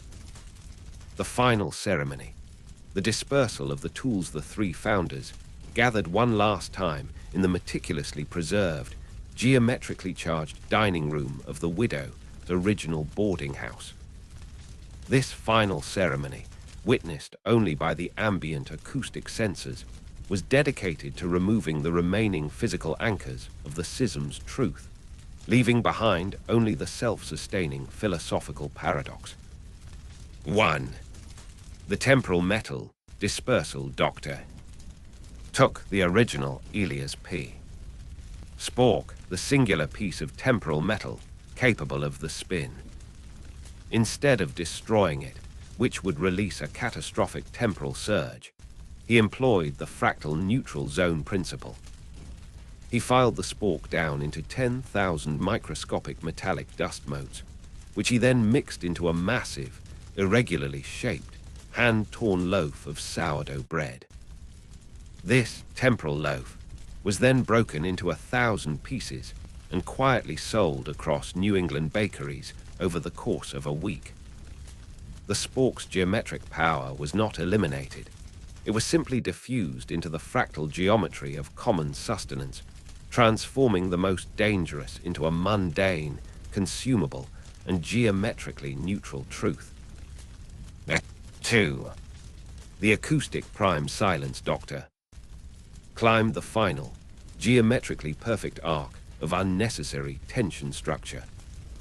She did not deactivate the acoustic prime broadcast.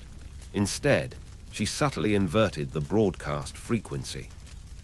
Instead of sending out the fork and spoon primes to steer the weather, she set the broadcast to emit a perfect, continuous, low-frequency white noise that masked the subtle, real-world sounds of both metal utensil clatters. The entire region was bathed in the silence of necessary ambiguity, that the next generation would only hear the silence where the argument once was, preserving the cognitive space for the NRF to flourish. 3. The narrative surrender, final act, was the most profound. He took the decades of INC reports, the technical specifications for the arc structures, the biometrics of the oracle of, and the full history of the geometric language, the undeniable proof of their mission. He placed all the data, billions of terabytes, onto a custom-built, open-source server and released it anonymously onto the global internet, labeled simply, "The True, Unnecessary History of the New England Utensil Schism."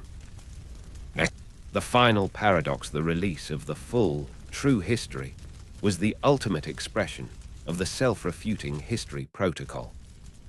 Knew that the narrative was too absurd, too geometrically complex, and too deeply contradictory to be believed by the global, digitally saturated public. It would be treated instantly as high-quality, complex fan fiction or a meticulously crafted alternate reality game. ARG, a brilliant piece of operation necessary fiction created by a bored academic. The full, factual truth instantly dissolved into the collective stream of global, disposable media, confirming the story's eternal, unresolved status. By telling the absolute truth, ensured its complete lack of consequence. The true history became the world's most compelling, yet least influential, piece of fiction. The three founders simply walked away, retiring to 3 geographically distant points in New England, one to a curvilinear coastal town, one to a rectilinear mountain cabin, and one to a fractal, broken-edge river valley. The ultimate, closing moment of the New England utensil schism is this: the world is safe, the timelines are stable, and the Earth's crust is at peace, all because of an absurd argument over cutlery. And the only people who know this truth are a handful of retired elders and an anonymous data file on the internet, which everyone, including the students of the curriculum of contradiction, politely agrees is a wonderful but utterly unnecessary story.